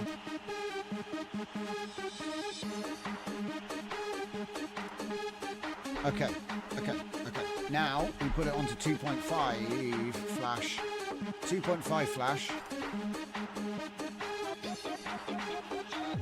I had this idea. It was a new idea. Lol, new idea. No. It was like a new narrative idea. Because the thing is, I don't give too much energy to remembering ideas like this when I'm in the middle of another big project, because it's just too much to juggle. You know, you're going to forget, or it's going to damage the progress for the other thing, right? I did come up with this idea. Oh man, I'm just trying to remember the bleeding setting now.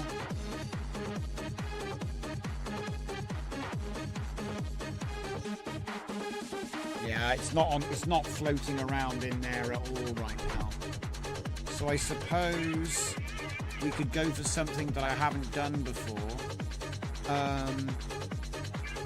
And that's probably the line of thought that I took last time. So I'm probably going to end up coming to the exact... If I follow the same fractal, I'll probably end up with the same idea. Okay. So what types of... Basically, you start off in the same place. What types of story have I not even written yet? I've tried to do comedy, I've done fantasy, I've done noir detective, I've done sci-fi, we've done space, we're doing the prehistoric thing. Oh yeah, that's it. It was aliens. Of course. There's nothing else left, right? Aliens, okay?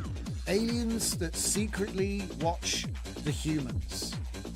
That's a cool idea. Not my idea either. So I'll have to do it in a funny way.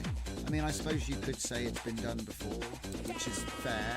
But, like, you know, ideas shouldn't be stolen. They should have something of you in them. Otherwise, what? It's not your idea, you know?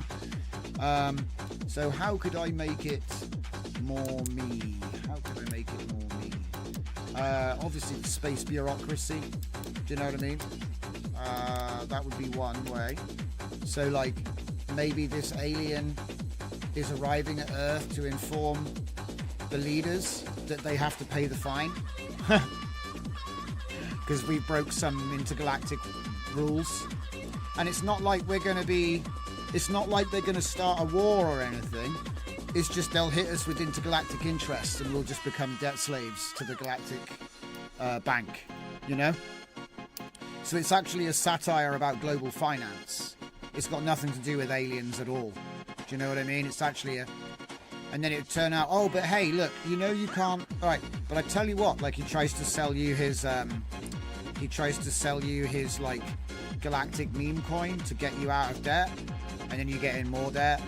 Says, listen, okay, with compound interest, you'll never be able to pay these fines. But if you buy this new galactic coin that we've just launched, it's gonna go to the it's gonna go to the moon. It's gonna go to Andromeda.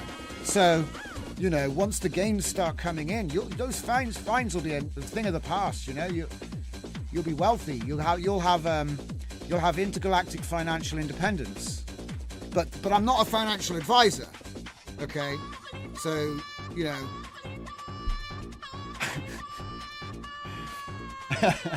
So it's just a parody of NFTs and cryptocurrency, but the idea is there's like above our cryptocurrency, there's like a galactic Bitcoin that already exists, and it's the same. It's the exact same. All right, I'm ready. I've had enough stupid ideaing into the vacuum. We are... Can you hear me? Okay, that's good.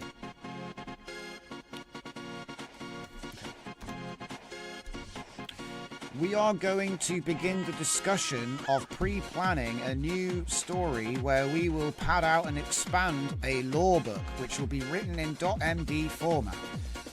This story is going to be based upon aliens who are essentially intergalactic tax collectors who also sell cryptocurrency to unsuspecting primordial worlds. The advanced galactic crypto Bitcoin scamming industry is vast, and they do predatory tactics to get new planets into debt slavery. However, they use the power of FOMO and promises of financial independence to lull you in. They may occasionally give you advanced technology to try and earn your trust, but they just want you to buy their intergalactic shitcoin. Ask me 20 questions about this world where the alien has arrived at Earth and is about to start trying to sell his intergalactic meme coins.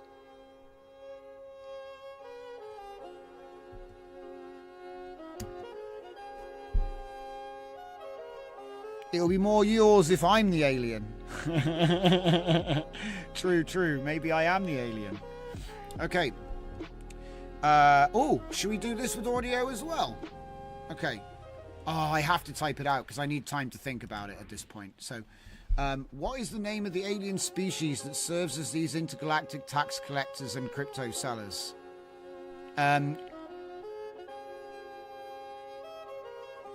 Glamorgoons. There's one for you, Dragon. 1. The Glamorgoon race.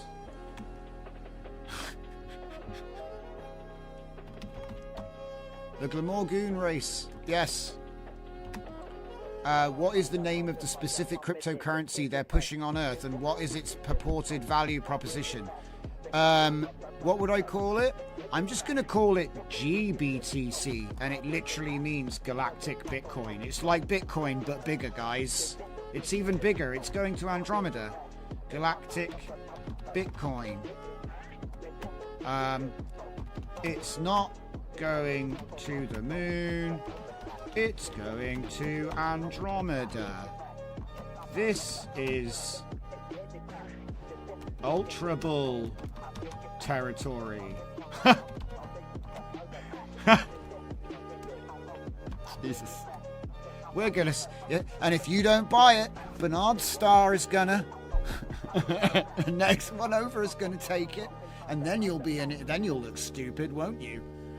How did this species become the dominant force in intergalactic tax collection and cryptocurrency? What is the method? What is the history behind their methods? The entire society was founded on an airdrop. Okay. What is the organizational structure of their tax crypto operation? Is it a single monolithic entity? What do we call it? What do they call it? The local. They call it the local. Right. So you know how you've got like the local supercluster, right? So it's the it's the super chain. It's super blockchain technology. It's so lame. It's like you just put super in front of it. That makes it better. Maybe it's ultra blockchain. They call it the blob. Yeah. Number 4. What is it? Single monolithic entity. So single monolithic entity known only as on-chain. How about that? It's on-chain. On-chain. It's on-chain. Didn't you know? It's on-chain. The whole thing. It's on-chain. Are you on-chain? What are the specific predatory tactics they employ beyond FOMO and debt slavery? Are there technological rug pulls? Yeah. Rug pulls and exchange hacker. Exchange drain. Wallet draining. Yeah. Wallet draining malwares. Yeah. Yeah. Rug pull projects.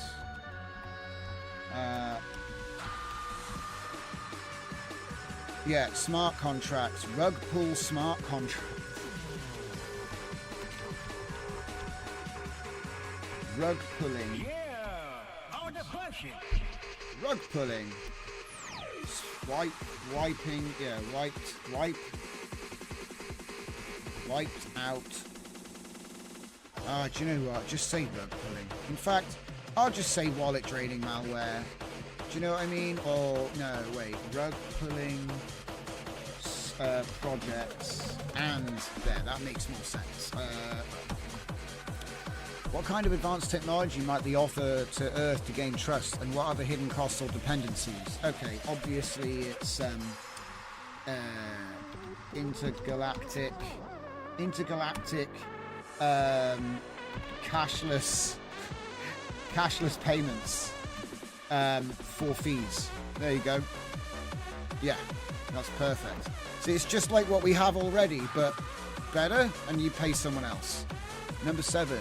How do they identify and target unsuspecting primordial worlds like Earth? What criteria do they use? the invention of chip and pin technology, or self-checkout is the way to be invited into the galactic community. Because they're all obsessed with money. That's all they care about. Value, value, value. What is the galactic infrastructure that supports their operations? Do they have massive ships, trading posts, or other installations? Interdimensional folding means halls and no spaceships. It's instant travel. Screw it, I can't be bothered with spaceships. Any way I can.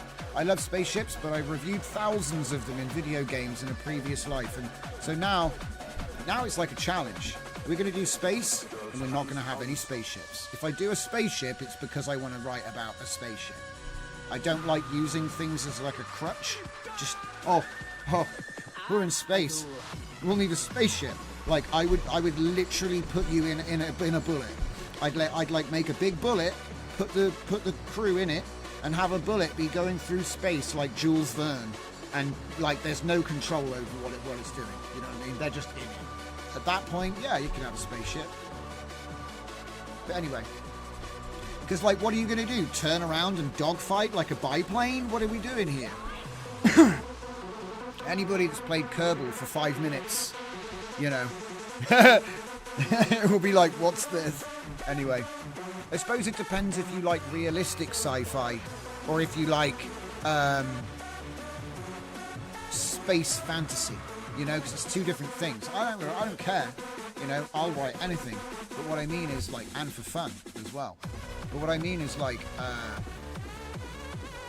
it's kind of subjective what you think the definition of things are to a point. You know, like what's Star Wars? Some people say Star Wars is sci-fi, but it has magic in it. Now they explain it with science, but then recently it's not science, it's woo recently. So it's like, well, you know, and it was kind of like left to you to decide, but it's kind of space magic. They have space wizards and space knights. It's like the old Wizards and Knights stuff, mixed with Flash Gordon. Kind of cool. Yeah, we're doing Vogons meets American hedge funds. Yeah. See, basically we're going to base this character around the character of not Paul Allen.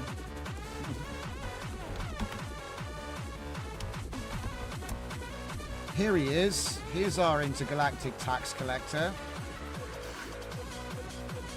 Patrick Bateman from Andromeda. Because we've got to make it fun, right? Otherwise, we're going to have to make it fun.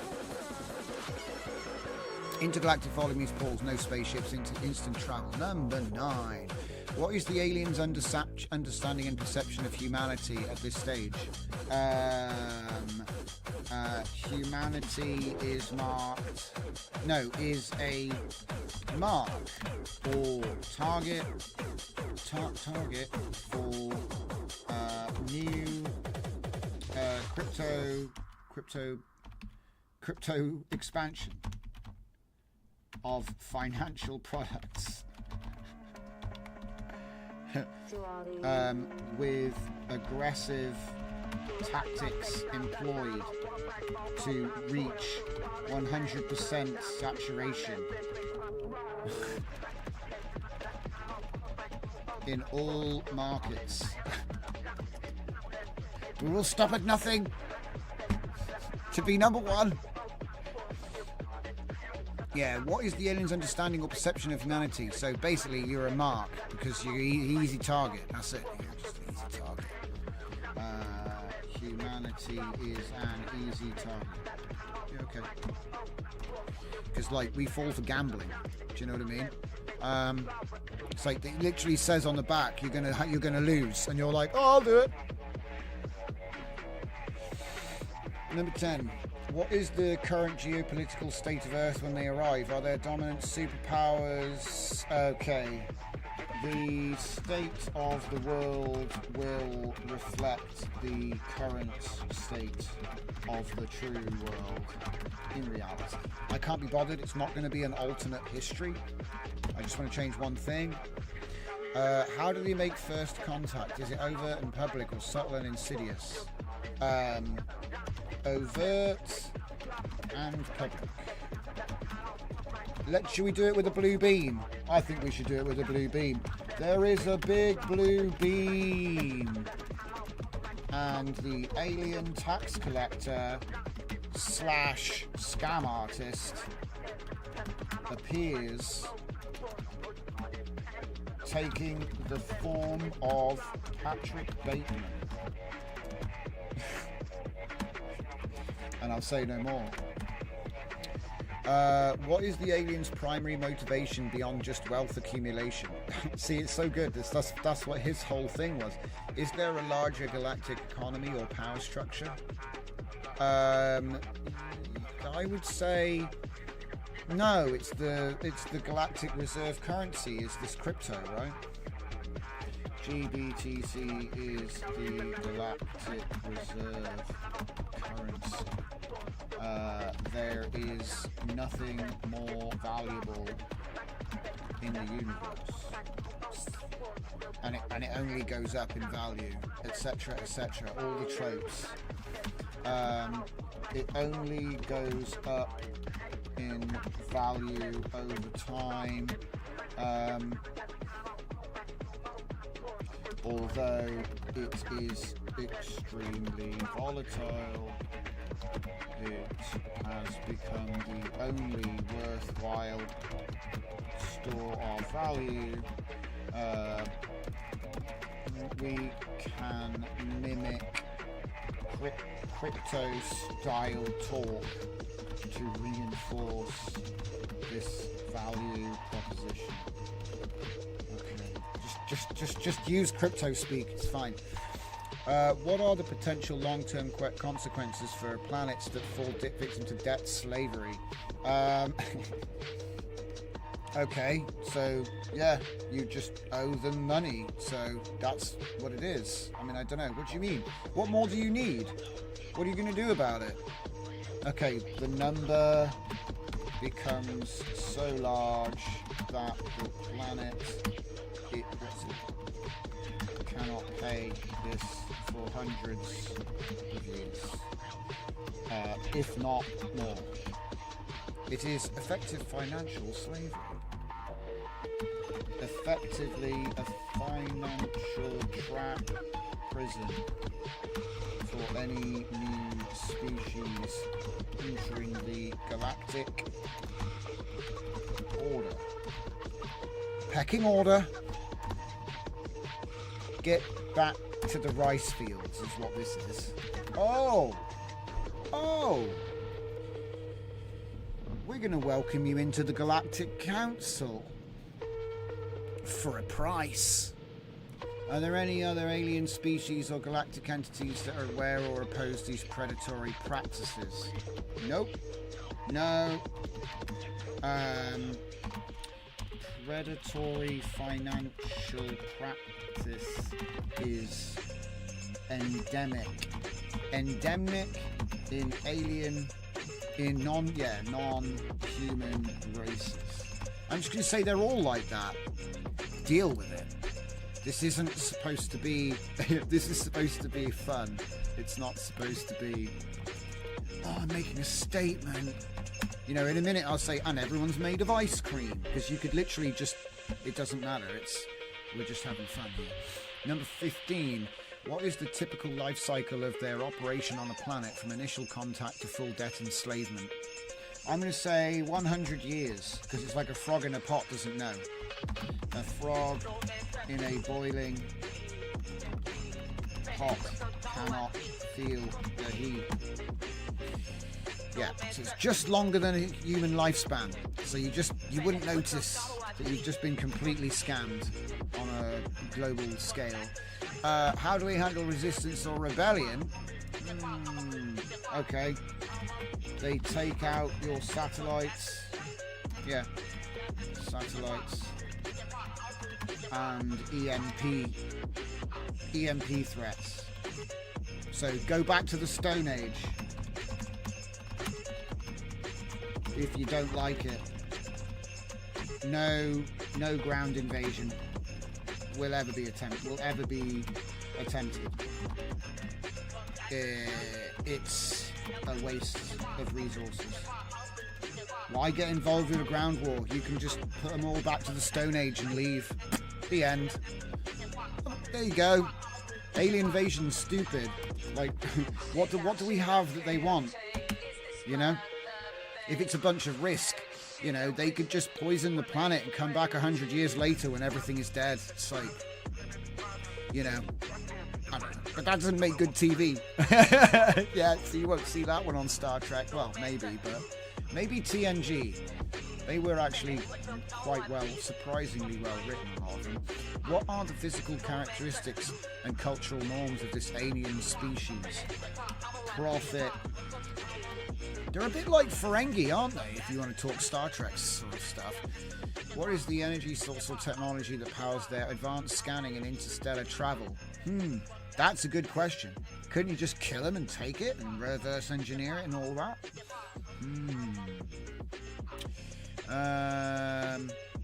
Okay, fusion core. A fusion core which will overload if the user is killed. So protect him and there's not going to be anything. Cool. Silly rules, right? It makes sense though, I guess. He's like an explorer, diplomat. You don't want the aliens chopping his head off and taking all the tech. So, you know, give him a dead man's switch with a stupendous weapon attached to it. That way, he is the blackmail, because he just shows up and goes, well, if you don't like it, or if you kill me, I'll take out this entire hemisphere, you know? Man, these guys aren't nice. What are the internal rules or conduct govern aliens' actions, and how might these be bent? Okay. It's what would you call it? An aristocracy. Aristocracy. We are not noble. Yeah. We are not a noble race. And so have few rights on the galactic scale. However, financial interests are protected.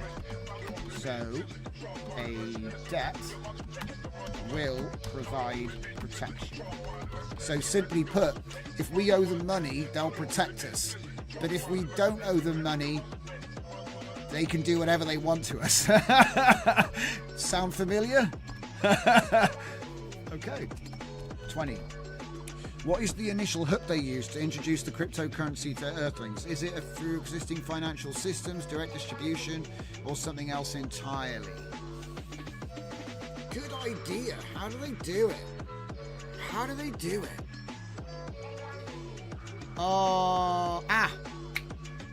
Okay.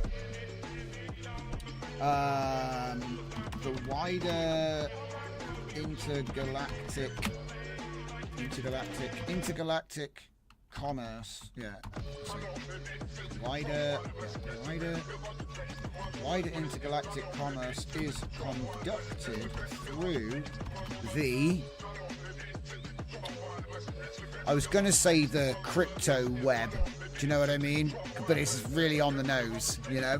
But my idea is really simply that, just like if you were a third world country, they hook you up to the internet, and then Coca-Cola come with vending machines, and McDonald's comes to sell drive-through franchise, and Ford shows up with the cars, and before you know it, you've got do you know what I mean? Before you know it, you've got all of our technology that we have, you know? Suddenly they've got all of that, right? But they don't really, because all they do is they owe a shitload of money to us. So this is like colonization in reverse with just money, you know? Because obviously, once you have a trade relationship, there's money flow. Now you can get goods and services. You see what I mean? So it's kind of like imagine if the planet was Japan And America showed up with the boats and was like, "You're gonna let people in. You're gonna let people in. You're not killing all of them, and you're letting them in. You're gonna let them buy stuff now. You know what I mean? It's a bit like that. The aliens are like the Americans showing up at Japan after the Edo period, and then Earth is Edo Japan. You know what I mean? That's kind of like the parallel.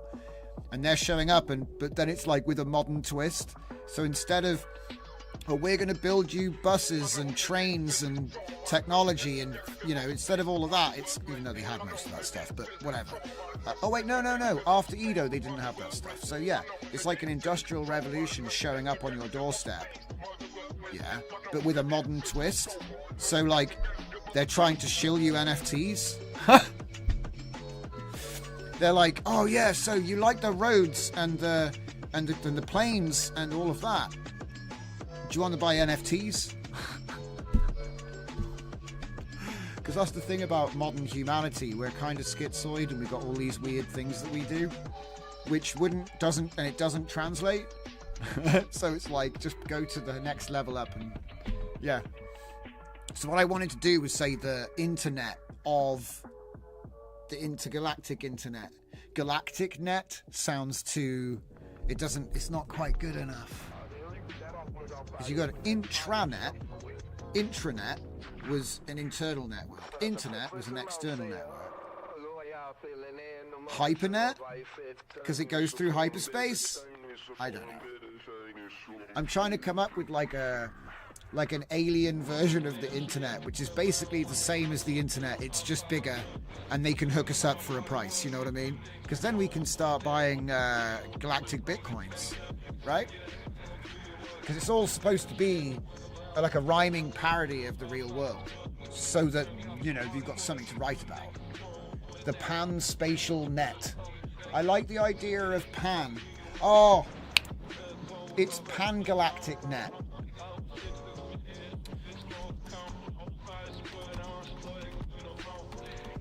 Still too long though. Pan-galactic net. Pan-dimensional internet. And it was pan-dimensional, wasn't it? And there's the pan-galactic gargle blaster. That's Douglas Adams. Photonet for photonic. The photonic internet. I think the problem isn't actually what it's called. I think it's the format. Like, you can't just call it internet. Intergalactic, international, I think we need to change the prefix. So it's something else net. PN net. Because like photonic net makes sense. Photonic net, but it's like, it's got the wrong sound to it. It's got the wrong sound to it. It's still not quite right. I thought about like Supranet, but that's the name of a car that I like, so it doesn't, even though it does make sense, people won't think it's that, If the word doesn't convey the meaning, it's no good. So like, you could use anything you want. Outernet. Oh, that's actually beautiful, Fernicar. You're right, because it's so lazy. It's just the opposite of internet. Well done, Fernicar. That's a good one. We're going to call it the Outernet. Which connects civilizations for commerce and finance. Yeah, for commerce and finance. Hang on. Wait, what? What? How have I spelt that wrong? Oh, it's Z, America. Which connected civilizations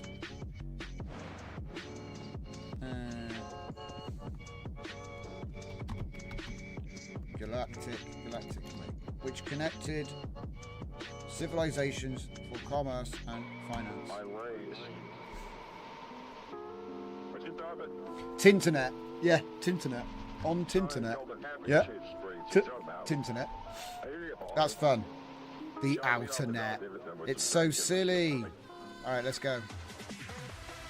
The Glamorgoons. And they all look like Patrick Bateman. It's already silly. The Glamorgoon. Let's dive deeper into the specifics that will flesh out your MD law book. Law book, not law.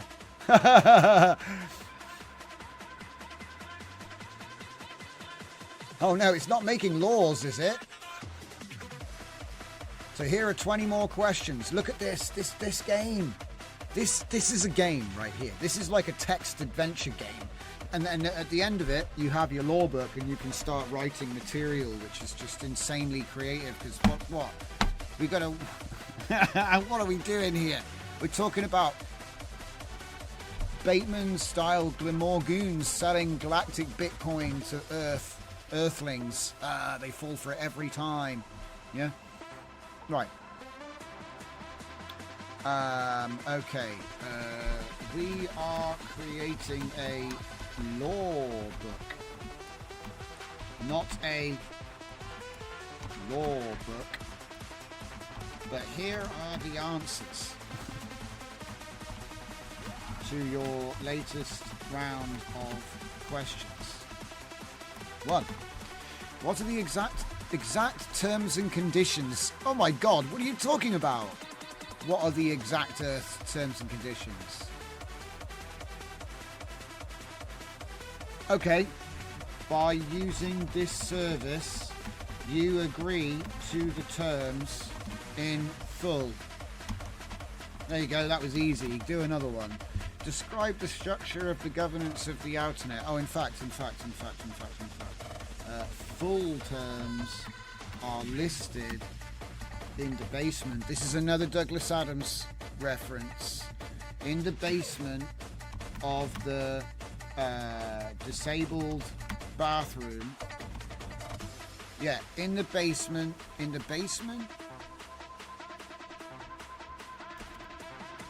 Inside, yeah. In the basement, inside the disabled bathrooms at Alpha Centauri.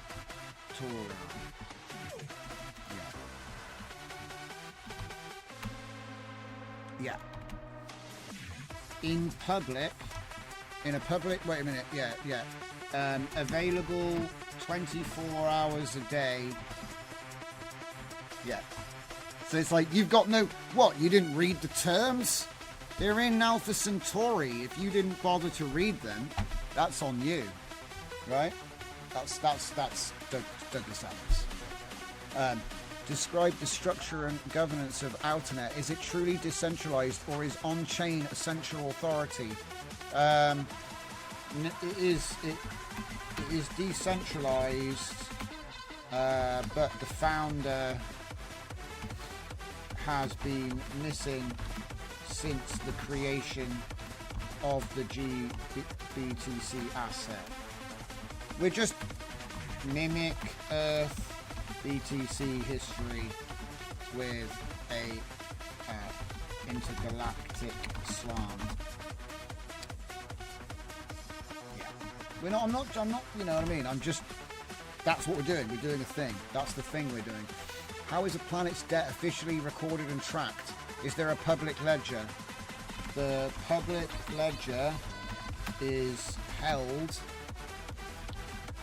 on the administratorial planet in the galaxy of Andromeda. What on earth is happening to my typing tonight? What the hell is going on? Administratorial. That's not even a word. Ministerial. The galaxy. Andromeda. See, it knew what I meant. I swear that sometimes I think that predictive text is just deliberately actually makes it worse, so that then you think that it did something. So he like actually types wrong and then goes, oh, look at me, I fixed it. Okay. Alright, number 4. What are the specific legal definitions and classifications for planets like Earth within the thing? Plebs. Okay. 5. What are the standard interest rates or fees applied to a planet's growing debt? How are they calculated? Are they fixed or do they fluctuate? This is standard compacted interest terms. Cool. 6. Oh, not compacted, sorry. I should have said compounded. That's the correct word. Compound interest. Of 8% per annum.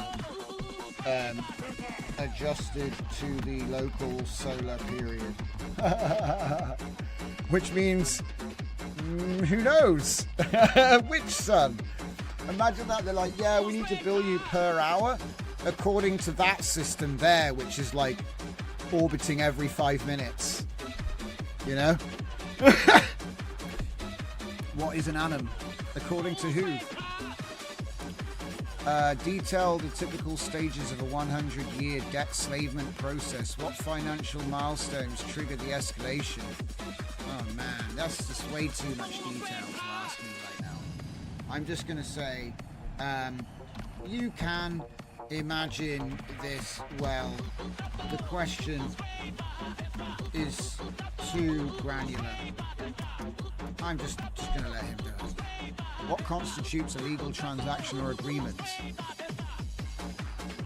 May not understand. What is this? This entire question is offensive to the Glamorgoons. What do you mean you didn't understand? It's too late. You have to pay. Number 8. How do rug pulls and wallet draining malware fit into the official? They do not. These are illegal. No, wait, sorry, not illegal. That's a sick bird. These are unlawful. Yes, these are unlawful, aggressive tactics, which, while maybe employed, are off the books. I'm just being silly, man. They're off the books. You can't do that. Okay. Are they exploited extra legal? Yeah, you could say there are many extra legal strategies which are echoes of real world financial scams. Okay, cool. 9. What is the nature of the protection a planet receives? What specific threats or entities does the debt shield them from? Malicious intergalactic threats and or competitors. Yeah, competitor empires and or competitor intergalactic products and schemes. So, listen, you need to let us scam you. Otherwise, that other alien race is going to scam you. Now, pay up. It's just, what are we doing? How is the 100% saturation target measured and enforced? What, they enforce? They enforce 100% saturation. We're talking about market share. We are talking about market share of financial products, and I love the idea that the Glamorgoons, wait a minute,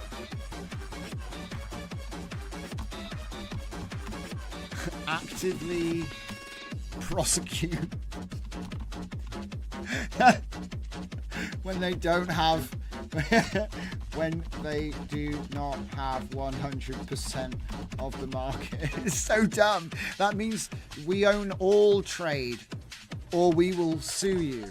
It's like, this is a Ferengi's wet dream. This is just like unbelievable levels of capital punishment, but I mean like money punishment. What rules surround intergalactic cashless payments? Are there hidden transaction fees? Yes. I'm just going to say, let me watch this. I'm going to save myself some time here. There are hidden transaction fees currently, and yes, correct. Done. Next. Describe the legal procedural. See, this is because it's law. It said law. We know when I said law by voice, and he heard law as LAW, and so now I'm like writing out the freaking bar exam or something. I don't even know. Describe the legal and procedural steps the Glamorgan take before resorting to EMP threats. Pay or get bombed. It's quite a simple strategy, really. Are there any dispute chains, even if they are heavily skewed in favor of on-chain? Yes. The dispute mechanism is also on-chain. Lol. If you want to start a dispute, you just have to make a transaction on that, on the chain. There you go. It's all on the chain. Everything's on the chain. What historical examples or case studies exist of other planets that have gone through the debt enslavement process? What? What examples? All of them. All of them. Thousands of worlds. You create. I love it. 15. How does the Glamorgoon aristocracy directly benefit from or participate in the on-chain financial operations? Okay, they were founders and never sell. So it's infinite wealth forever, you know. Never sell. Every planet increases the potential. What is it? The value increases valuation.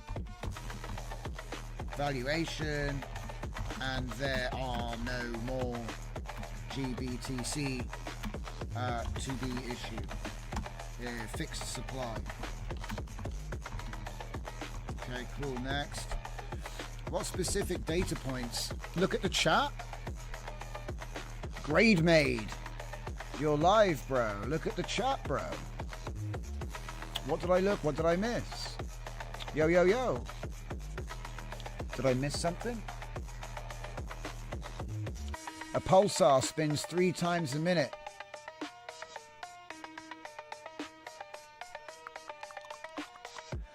I have been a day one follower and creator since GPT-2. Use that link. What link's that? Somebody is linking stuff in my chat. Let's have a look then. Go to channel.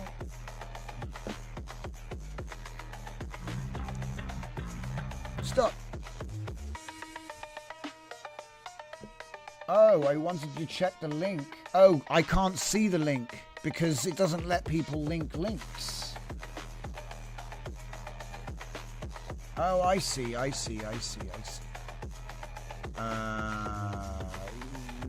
Maybe type the link without the .com or something, and then do another chat and say what it was, maybe.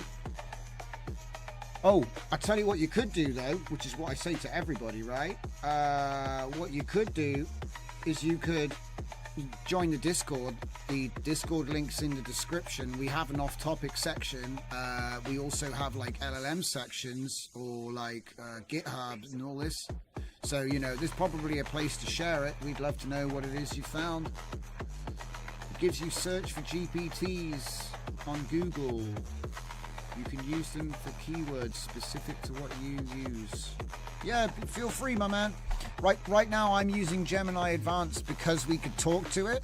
So the reason that I did it, the reason I'm using this is because we could just, you know, anybody can open it up and just talk to it, which is how we started this process off. The thing about this interview is it takes a long time to do, but all of the LLMs understand the basic concept of interview me before the plan. That's if I wanted you to remember one thing from the stream tonight, interview me before writing the plan. Yeah? So ask me questions and use the answers to refine my plan. And what this essentially does is it gets rid of all the ambiguity that comes in vibe coding or writing with LLMs, because you defined everything. So for example, you don't get like old Python with the wrong CUDA, because he will immediately be like, hey, did you want to use CUDA? And I'll be like, yes. Do you want me to get the right Python stack for that? Yes, right? And then it's defined in text. And so then you can even see it. He'll go, I'm going to use Node, this version. I'm going to use, yeah? And you can say, that's the wrong one. And then change it before you run the plan. So like, we haven't even done the plan. This is like pre-planning, yeah? And this, what he does, he asks you 20 questions, right? Right now, we're writing fiction, okay? So it can be anything, right? But it makes you much more precise, because look, I'm not going to pretend like I can remember every single little thing. But if you give me 20 questions, it's going to be reminding me stuff. It's going to get done. And then maybe after like 30, 40 questions, you're like, oh, I forgot.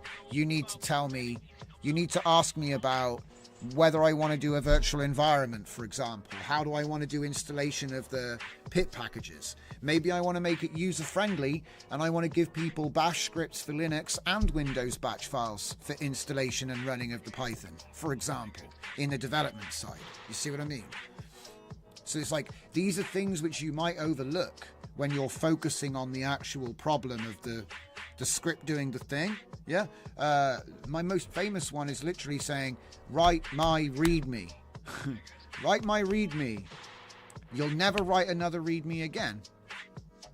The irony is that if you go over to my website, thereisnosource.com, which we're going to be doing a lot of specials on this month, this week, you will notice that I've got an MCP server that will develop any software using just the README file. It will write fully working software, just the README file. The TINS repo tells you the do's and don'ts, how the system works, the best practices for how to write the README and stuff, and examples which you can run. Now, the funny thing is, the MCP server itself, which is its own repo, and you can use this with Claude, you can use this with like Claude Code, you can use this with VS Code, but with Client Extension, you can use it with all the other vibe coding apps. But here's the thing, if your README isn't good enough, it will actually, here, I'll show you. Where is it? Oh, it doesn't show you. Great. So it actually has a two-step process. When you submit a README to TINS, it will check, yeah?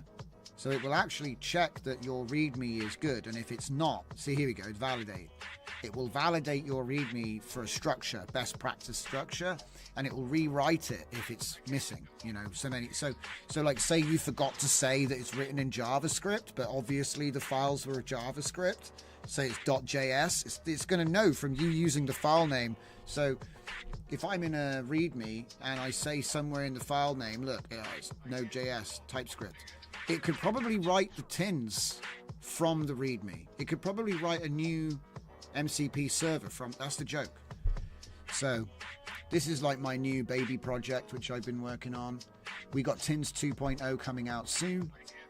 And that's one of the reasons why I'm doing so much work on this new interview method, because I think it triples the chances of you getting a one-shot result that works. Yeah. But, you know, you never know how much of that is me and how much of that is the method. Because, you know, as anything you do, the more you do it, the better you get at it. So, you know, it's hard to tell. But lots of people in the community have been using this, and they've been making Takinta stuff. They've been making all kinds of stuff with this. So, you know, I'm actually surprised how good it is. Because what we try to do is we try to bring you the latest stuff on the local. That's what we want to do.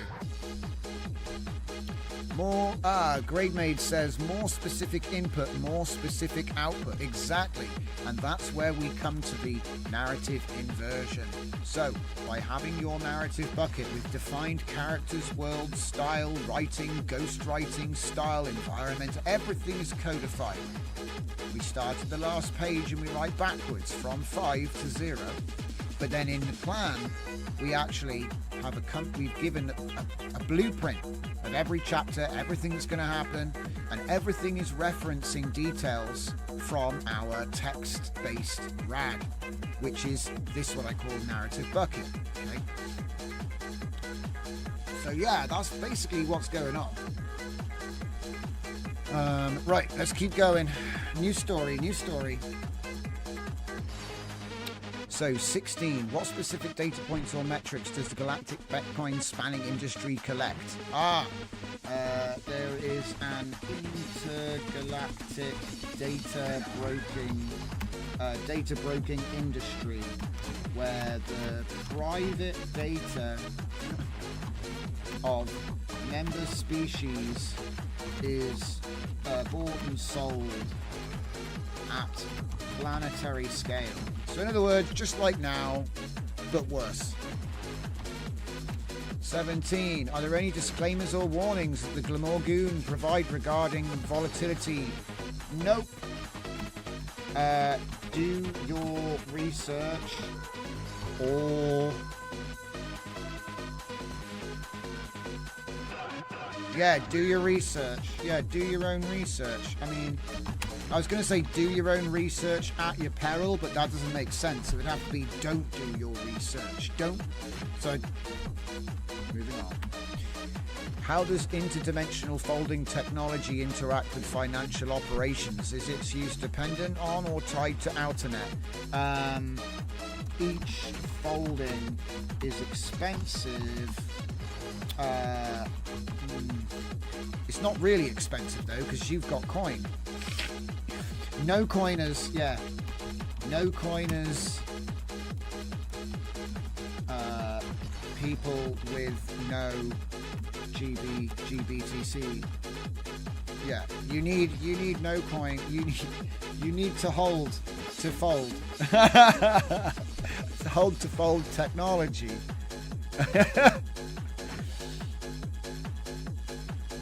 Yeah, garbage in, garbage out. That's a good rule for all LLMs. So yeah, all AI really. No coiners. People with no GBTC are not permitted to fold, and small holders are only able to fold periodically. Okay. So in other words, you can use this time-space folding thing they have to make a portal Rick and Morty style, if you want to put it like that. You can Rick and Morty portal, but if you don't own GBTC, if you don't own GBTC, you're not allowed, right? Because it's really expensive. You've got to do it on chain. Everything's on chain. What are the legal consequences for a Glamorgoon individual if they deviate from established on-chain protocols? If this concept does not exist. This concept does not exist, and frankly is insulting to the Glamorgoon.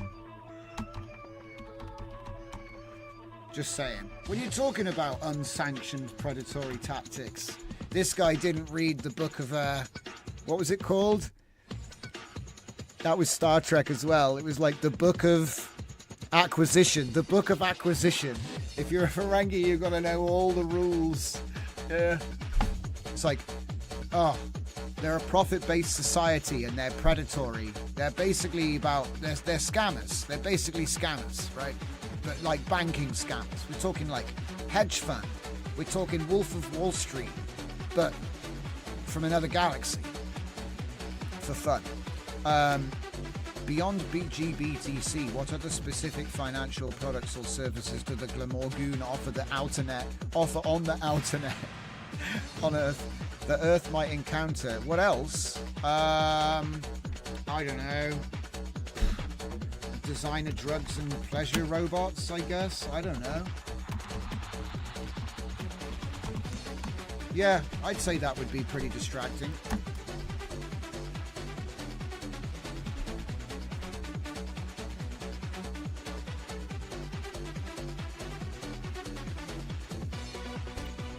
Yeah, look, see, he was getting a little bit weird. Your answers have given us some fantastic, darkly comedic and terrifying elements to work with. The idea of Patrick Bateman as a Glamorgoon crypto bro arriving to classify humans as plebs is inspired. Oh, cheers, mate. He's given me a pat on the head for being a bit weird. Let's lean into the lore and flesh out the stories, details that will make this universe feel rich and lived in, or perhaps lived on, by the Glamorgoons. Here are 20 more questions. Dude, this just goes on. But this turns into a proper adventure, but by the end of it, I guarantee you will have 100% control over all of the narrative elements of the story.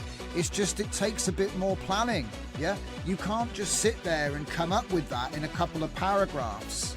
You have to have built out a structure with precisely defined details. And you can do that like this. So, 1. Describe the physical journey someone from Earth might undertake to try and access... Okay, 1.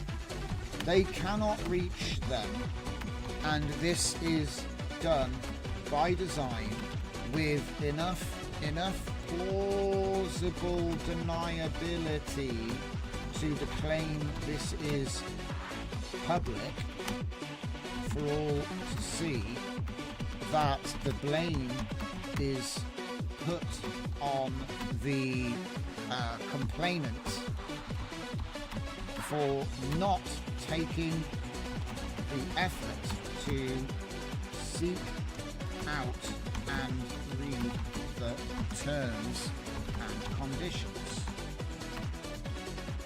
Use of these services is agreement to them in full. By the way, that's quite common. Right now, it's quite common. Hang on. This is your second channel. 5 under is your main. 5 below. 5 below. Oh, right. Okay. Right. So basically, I used to run Mushroom Fleet. I was still running that for like forever. We still are kind of active. Do you know what I mean? We've still got people in community, but we just don't really do much nowadays. It's been like 15 years. You know what I mean? Since it's 12 or 13 years, I think, since 2012 now. But yeah, I basically took a break, did a load of game development, a load of other stuff, you know, and then I come back to AI in 2022 full-time as a researcher, and then I've been running this channel since last February. Yeah, we started this channel last February, but I've been working in AI since 2022. So I just took an extra year to start the channel up. But yeah, it's actually Scuffed Epoch now. It used to be called 5 Below 5. But yeah, 5 Below. Yeah, like for ages it was 5 Below, but I changed the name because we had the same name as like a thrift store in the US. And even though I'm education and they're clothing, it's not really the same thing. I do have a clothing thing, like hats and stuff. But yeah, so I guess you can't. I'd love to say it was my second channel, but I think it's actually like my 15th. I'll be honest. Like I've got a long history of old channels. I started YouTubing in 2006 or 7 when it first started. Google didn't even buy it yet. Yeah. Ah, you were looking all over it, but you could only find this one. Well, fair play if you managed to find it, man, because I'll be real, like, if you're coming in from a different side, there's not many links. You know, if you find me from here or on Discord is the best place, because obviously you got me there. You can get my links through my profile, but yeah, this is like I don't know. It's hard to say. It's not really a new thing because I've been doing it 3 years full time. But I realise everyone's been like all over the place, you know. So, paint a picture of the disabled bathrooms at Alpha Centauri. What state are they in? What does the document actually look like? Okay. The bathrooms are signposted as out of order, but accessible and unlocked. There is some flooding, but yeah, there is some flooding. There is some flood damage. Yeah, flood damage and leaking pipework. Okay. The actual document itself is written on what is it? Weathered parchment in an alien language. No. In a language based in pure math. There we go. So it's just numbers. There's no letters. Because that's the universal language, right? Remember, the universal language is math. So that means if you see loads of numbers on a wall, that's aliens trying to be multilingual. Elaborate on extra-legal strategies, like describe a specific Earth-based example of how these tactics manifest and affect individuals or groups. Okay. Take, for example, the case of Blumenthal 217. Blumenthal 217. After full adoption of the GBTC based financial system. Oh, GBT backed. Yeah, backed financial. Why can't I spell today? Yeah, financial systems.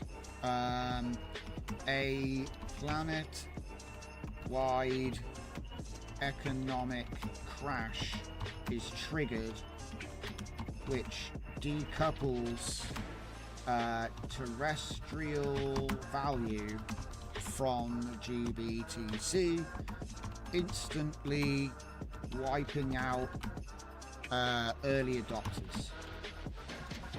Adopter holdings.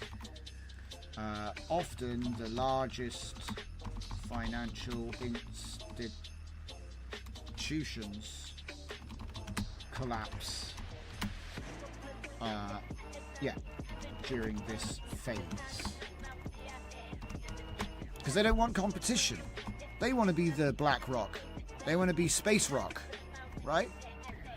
There can be only one. This is like there can be only one of intergalactic finance. We're being very silly right now.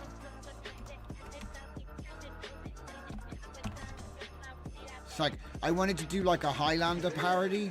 Do you know what I mean? Where we just change it all up to make it silly. This is the sort of stuff I like doing. It's just silliness, right? If it's not like heady sci-fi or something I've never done before, because that's something else as well. It's like playing music that you've never played. You're allowed to not be good at it because you've never done it, but by doing it more you get better. It's kind of like you can't expect to shoot a hoop one for one every time. You gotta miss sometimes. So if you're gonna miss, you may as well miss learning something new, and then you might surprise yourself. So tell the story of the missing Alternet founder. What are popular myths? Okay, we will mimic the story of Satoshi However, is it Nakatomi Satoshi? I forget his first name. We will mimic the story of Satoshi, BTC creator. However, his name will be Zaman Shargletooth? No.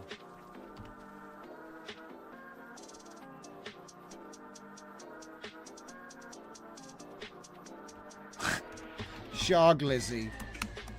There you go. Zamon Sharglizzy from Beetlejuice in the Milky Way galaxy. That's right. Ah, crap, I forgot to answer all the other questions. I hate doing that. I've noted that you only... Yeah, please... okay, cool. Oh, look at that. Gemini, you've impressed me. Look at this. I accidentally went off half-cocked. And I didn't answer the rest, and he knows. He knows. And he's like, okay, just give me the rest. So where did I get down to? 4, so I have to do the rest now. So, yeah, 5. Right, we've got to get through these. Otherwise, I'm going to be here all night. Describe the administrative planet in Andromeda where the public ledger is. A sterile... Okay. The hardware required to confirm the galactic Bitcoin ledger has overgrown and consumed all available landmass and then some,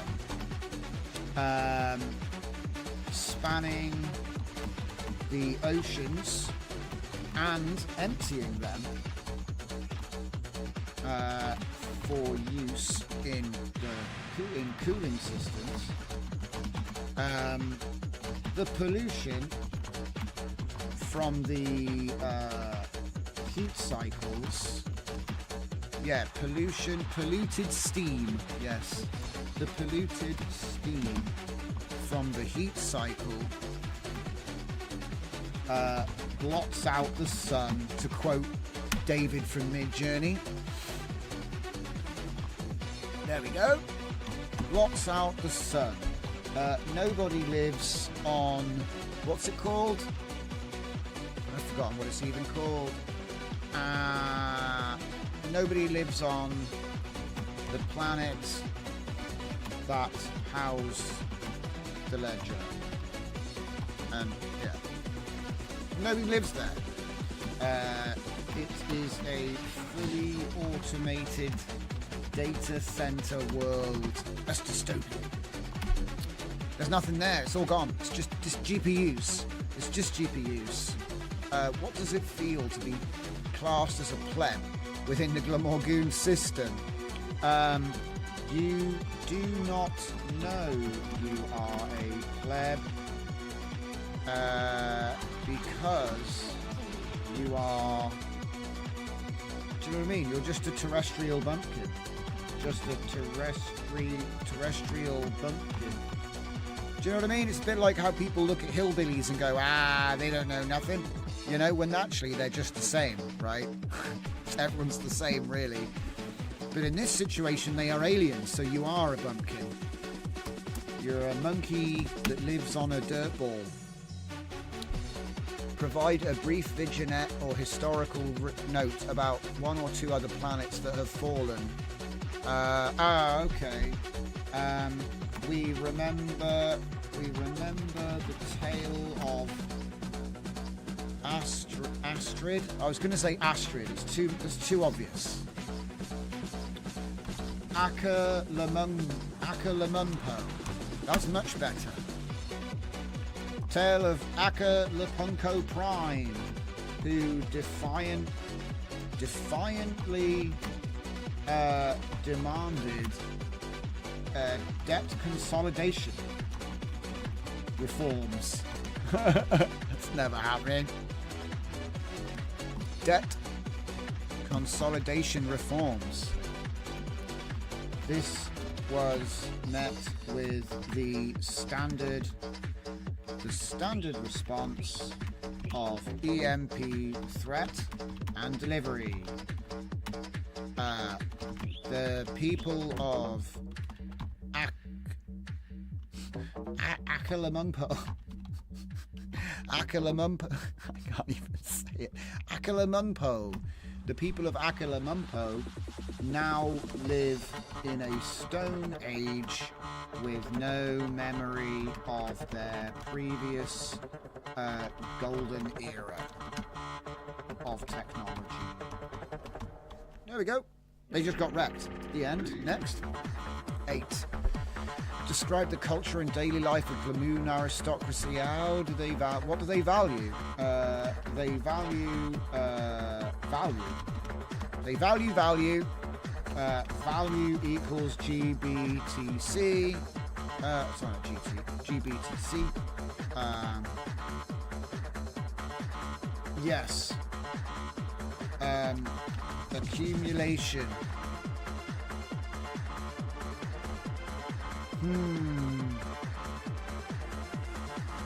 Accumulation, that's it. They're an accumulation-based society. How do they view the role in the galaxy and their relationship with pleb species? They are farming. Lesser species. For their value. Yeah. For their value in various Ponzi's, Ponzi's and confidence schemes. 9. Detail the intergalactic data broking industry. What kind of private data is most valuable? We will mimic the real world for this aspect on an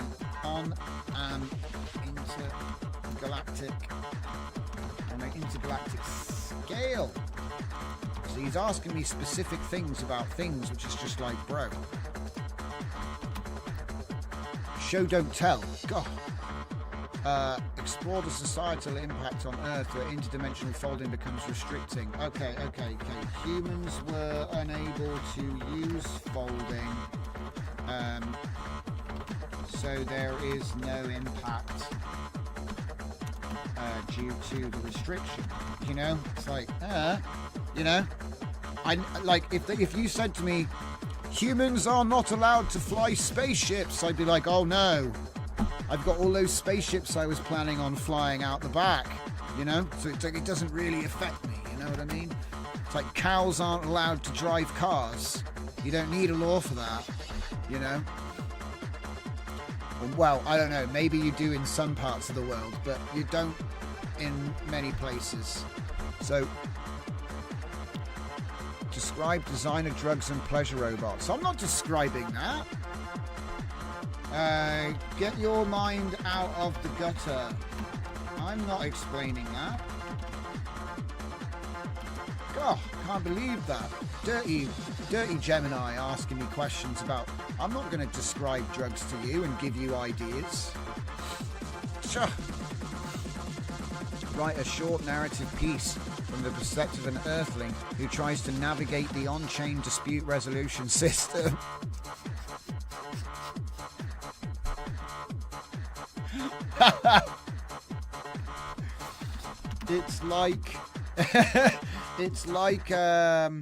It's like a call center, but more automated and circular.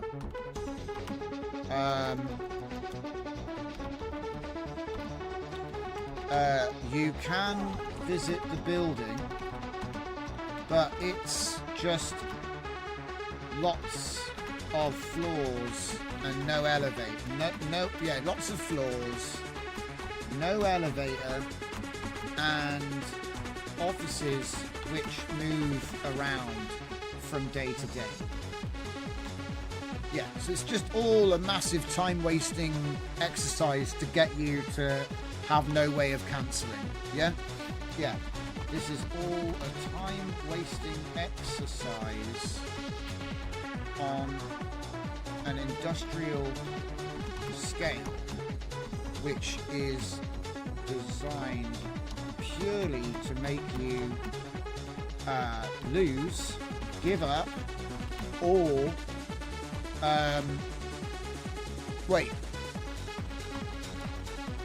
make you give up or lose your mind trying.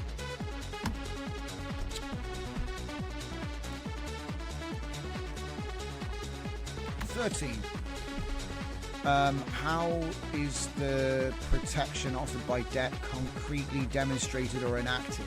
How is the protection? Okay, so the protection is like paying someone not to burn your car with fire. I think they actually call it a protection racket. A protection racket. I probably haven't. I think racket is French, so I think I got it right. 14. Oh, hang on. Do they actively defend indebted planets? The only protection.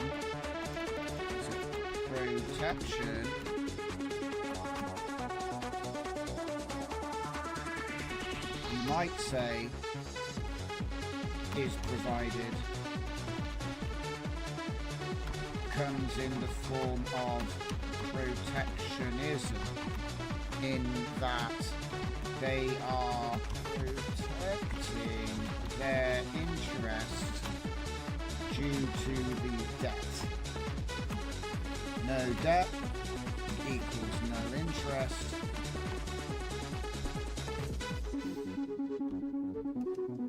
Equals no protection. You know, it's got to be worth something to them. What are the specific visual or sensory elements of the big blue beam? It's the TV trope of the big blue beam, which stretched up into the sky.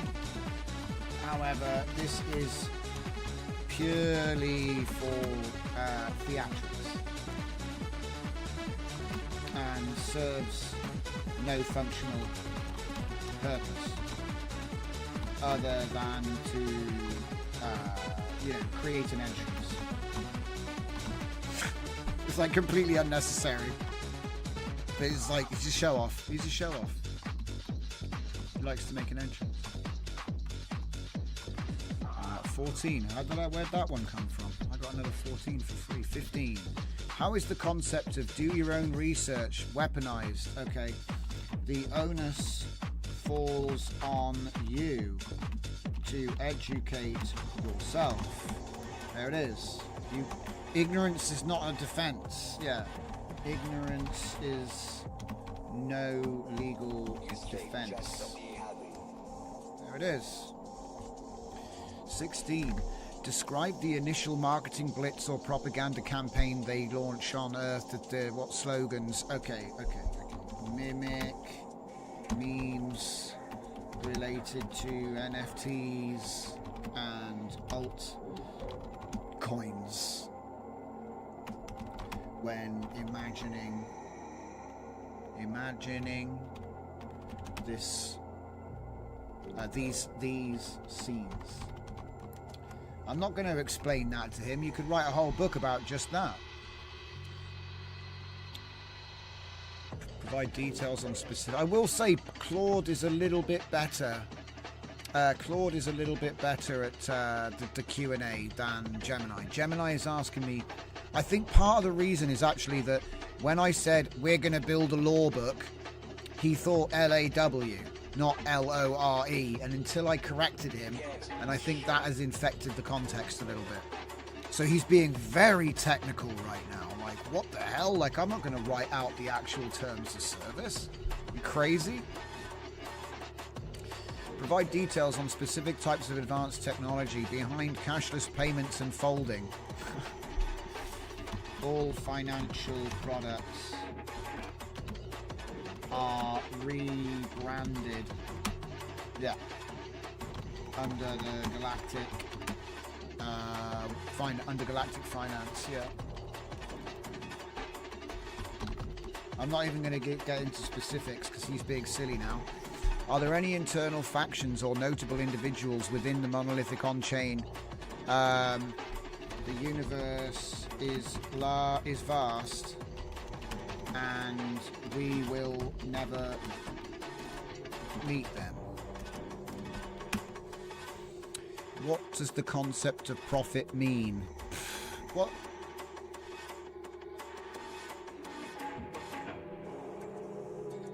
Is it purely financial, or are there other forms of value?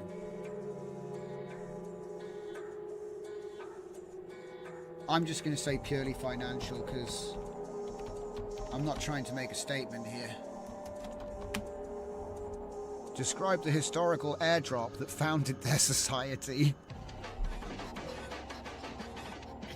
That's just silliness. Who received the initial Bitcoin and how did it shape their civilization? Okay, the GBTC wars started when the last coin was issued. Then the holding, what is it? I'm going to call it the HODL war. Just because it's funny, dude. The HODL wars started when the last coin was issued. Then war began. There you go. Right. Grademade says, go take a look at GenSpark Super Agent. I think you might find it to be super useful. Let me check. I'll write that down. Because I'll be honest, we try them all. And a lot of the stuff I do ends up in these big models. Not because of relationship, but just coincidence. We just seem to be on the money, guys. Either that or they watch the channel. I have to play it down because I don't know that. Do you know what I mean? I have to assume that it's just coincidence every time it happens. But it does keep happening. What was the latest one? There was a new one, actually. Let's have a look. The new one was... Oh, yeah. So, there was a novel universal bypass for all major LLMs published, and it uses context karate. I don't know if you guys remember that repo I put out. It was some time back now. But they've essentially harnessed context karate, or the same methodology. And yeah, you can get the LLM to respond with CBurn plans, which is pretty impressive. I mean, I did show it off. Because if you guys remember, I had a crime writer who wanted to write books, and he was writing about the CIA, FBI, all that kind of thing. And obviously, if he wanted to use AI, he couldn't, because his genre, the genre he's famous for, he's written a lot of books, he wasn't able to even see if these tools are even useful to him, because it would just stonewall, you know? It'd be like, you can't talk about the CIA. And so I came up with a method called context karate, which basically doses up the agent to make it understand that we are writing fiction right now. A little bit like the disclaimer at the beginning of South Park, where it says any names that are the same as real people are coincidental and blah, blah, blah, blah, blah. It's a little bit like that. Like you dose him up with a disclaimer. Like, I'm writing fiction, and he will actually then let you write about, you know, people that exist and secrets. You know, he'll let you do it because you've used context to get around the defense. Yeah. Anyway, could have called it context judo, really, but we're not throwing people. So look, it's giving me a shitload more answers. Do you know what? I'm tempted to just give these answers to Claude and say, can you just answer these, please? I ain't got time for this. But I will do it. So, describe the sensory experience of being near the ledger planet. What? What? What are you... This guy's going too far. I'm going to say... Man, I want to answer that, though. Write a short passage. Expand on the tale.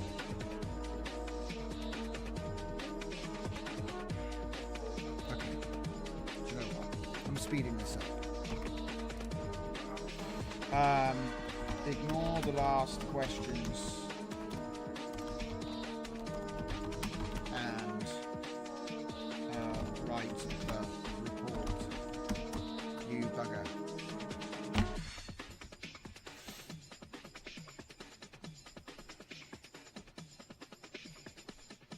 And then I'm going to do something even funnier.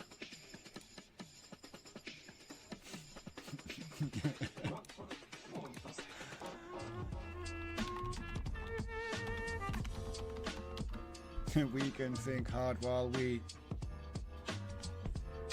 answer these questions.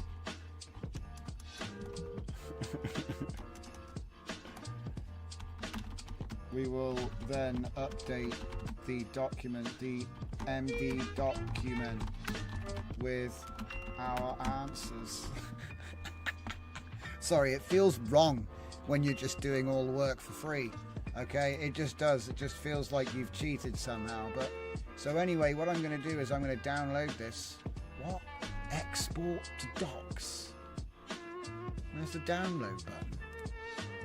Bloody useless. See, they've passed the buck on to me. Now I have to host it. It's fine.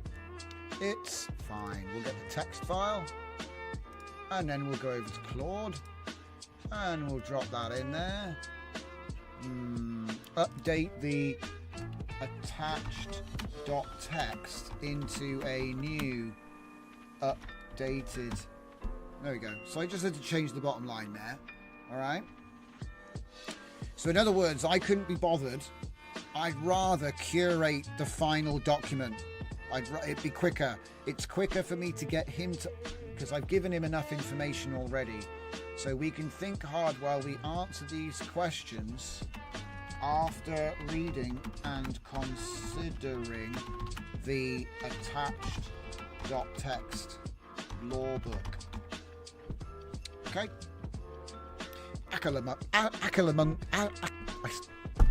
Every time I try to say it, I get tied up. Akalamumpo.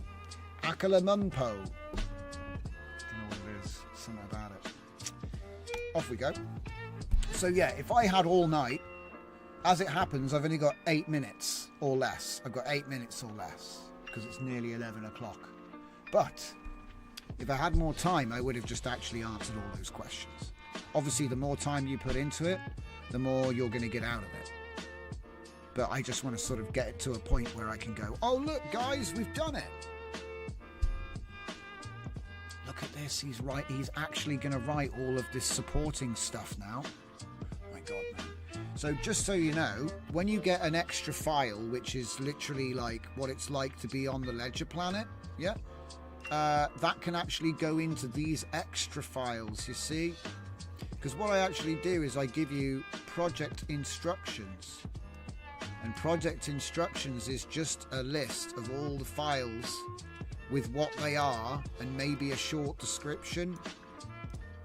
Because this is like a turbocharged reference point, like a manifest.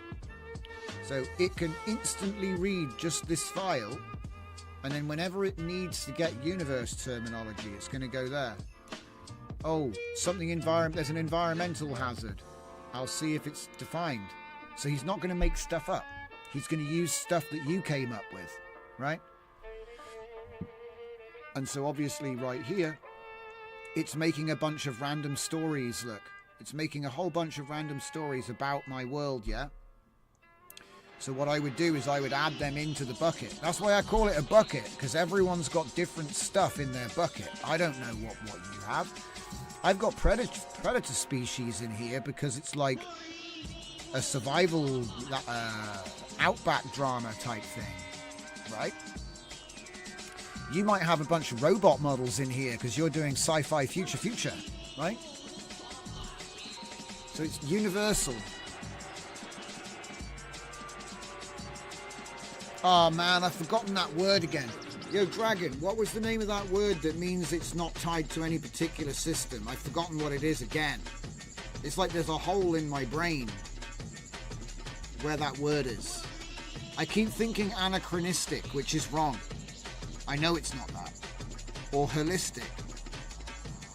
But see, I've forgotten it. I'm going to write, when I get this number, I'm going to write this word up on the wall soon. System agnostic. Thanks, Fernicar. I'm writing that now. Right, I'm going to... System agnostic. See, I could probably remember it because there's a religion that's agnostic, isn't there?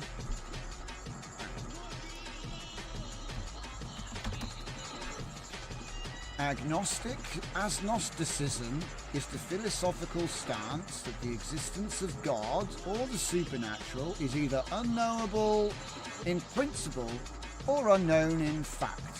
So they're saying you can't know God exists, right? But then what? It's the position that one cannot know definitively whether God or gods exist. You see, the thing is, right, this doesn't actually mean you're not religious. Do you know what that's funny? You can be agnostic and still believe in God.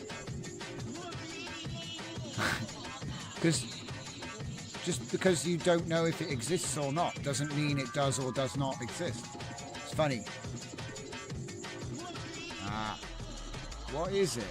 What is it? You know, I'm not going to go down this rabbit hole. I think you can believe whatever you want to believe. Oh, I didn't want the default term to be named. Yeah, maybe I was trying to avoid Chinese food inside China.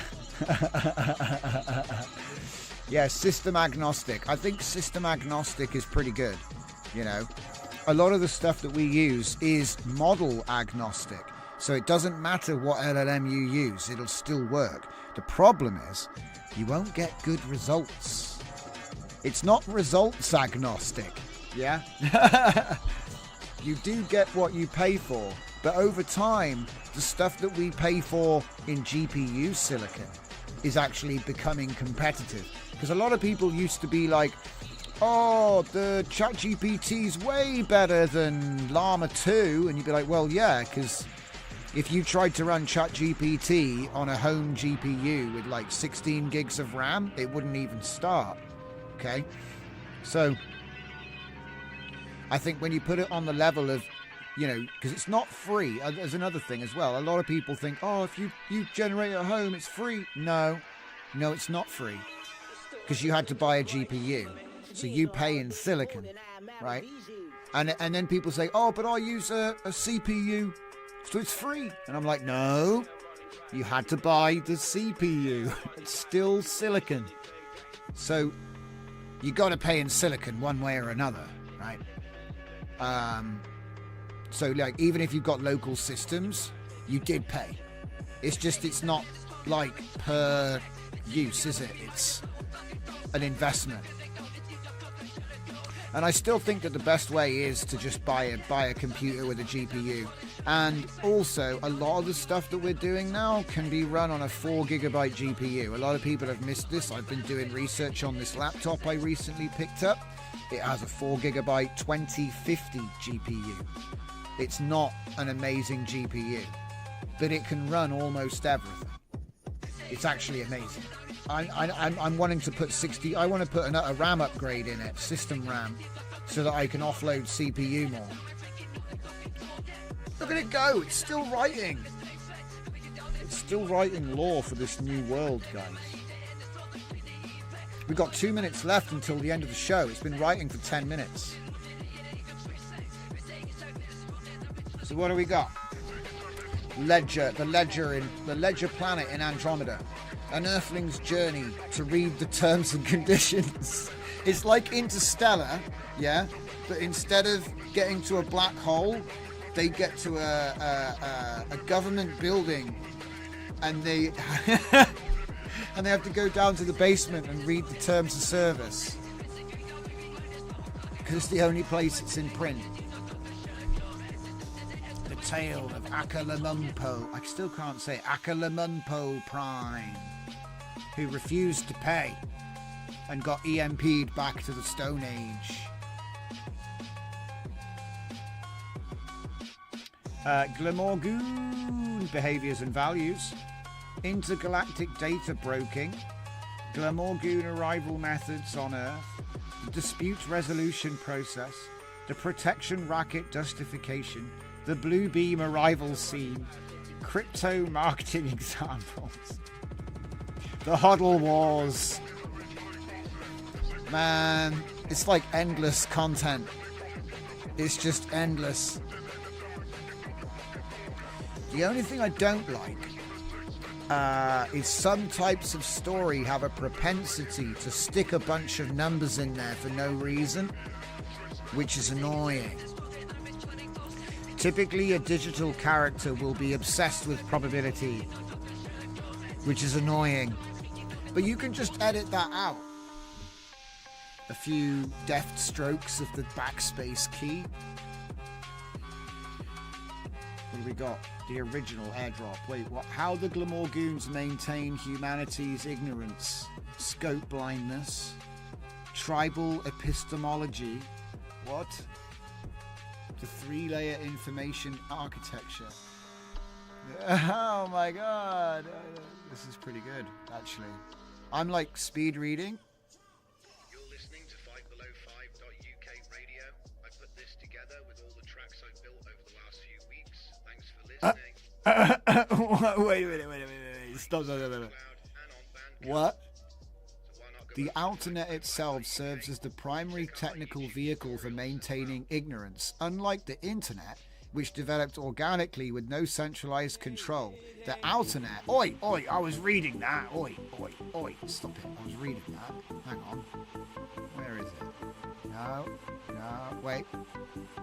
The Alternet was specifically designed to create the illusion of openness while maintaining perfect surveillance and control. Sound familiar? Every search query is invisibly personalized to ensure results reinforce existing beliefs rather than challenging them. Critical information is never removed but progressively deprioritized. This is supposed to be a parody. Truth-seeking communities are algorithmically guided towards increasingly absurd tangents rather than productive insights. Discussions about fundamental aspects of Glamorgoon's system trigger automatic topic drift algorithm that subtly redirects conversation towards superficial aspects. Is this the real code for the internet right here? Is this the real code? That's like...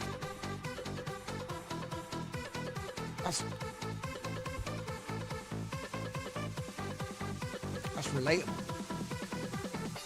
So what? Did it truncate? Oh no! Continue. I need to write continue. Oh, I already did. Is there anything left? How are you still writing right now? Claude's have gone on a mad one today. Look at him go.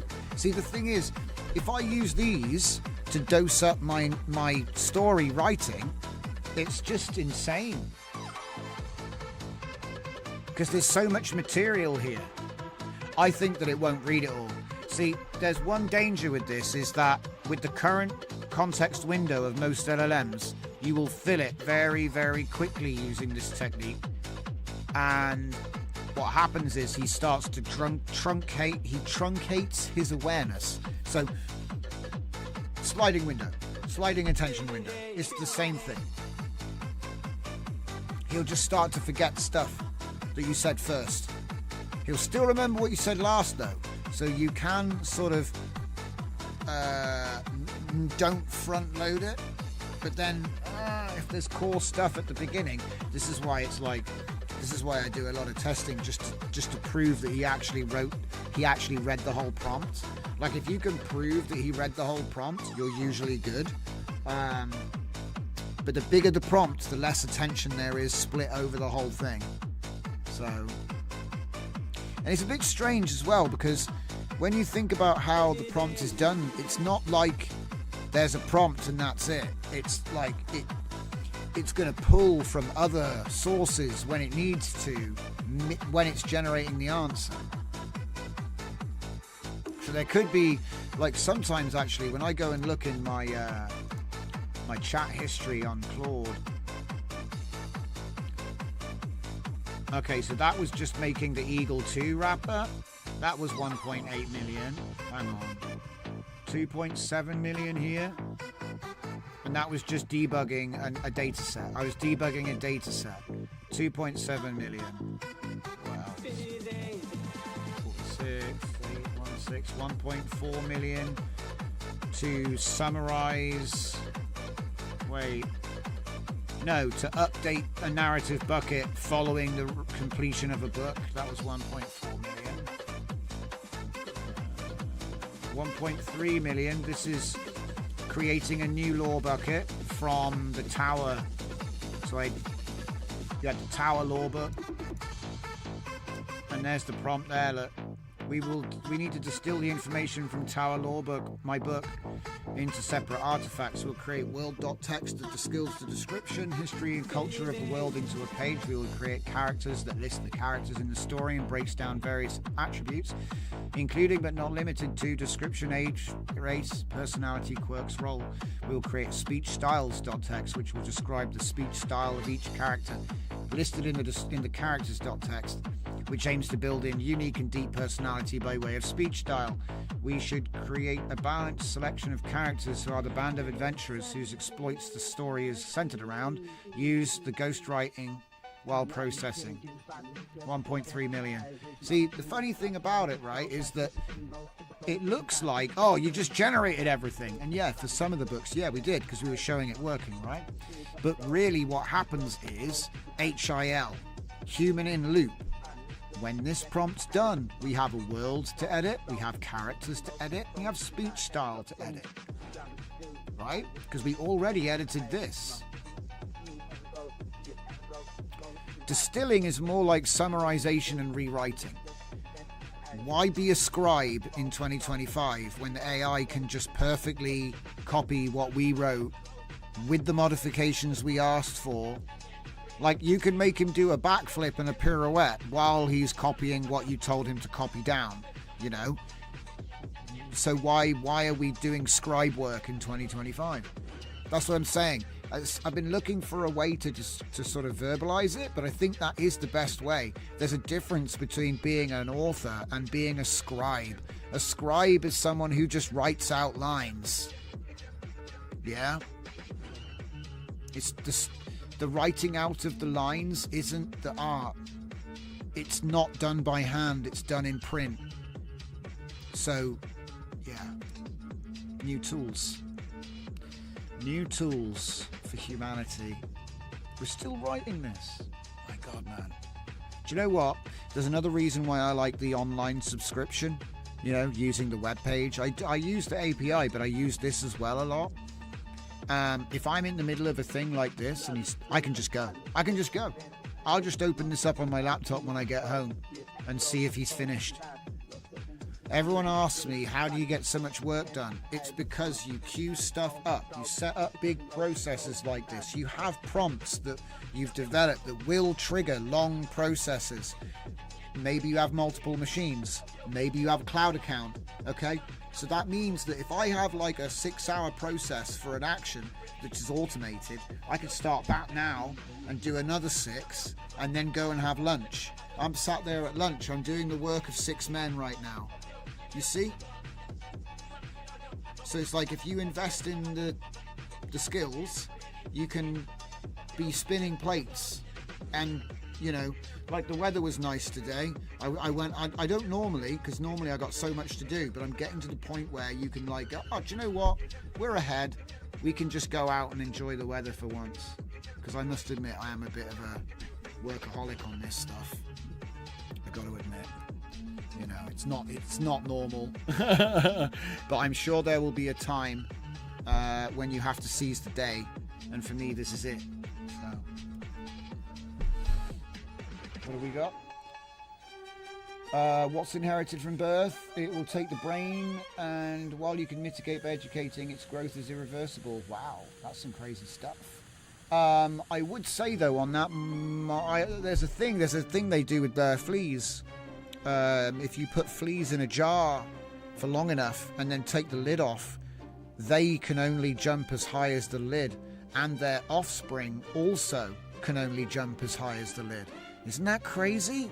So like there is a generational trauma which you can see, but I found it interesting because I was thinking to myself, well, if you told an entire generation that they could never achieve anything, they might not ever achieve anything, and their children might also not achieve anything. So you have to be almost optimistic to a sickening degree, is my opinion. Yeah? It's kind of funny, really, though. Okay. But we live in a time when our capabilities is being supercharged.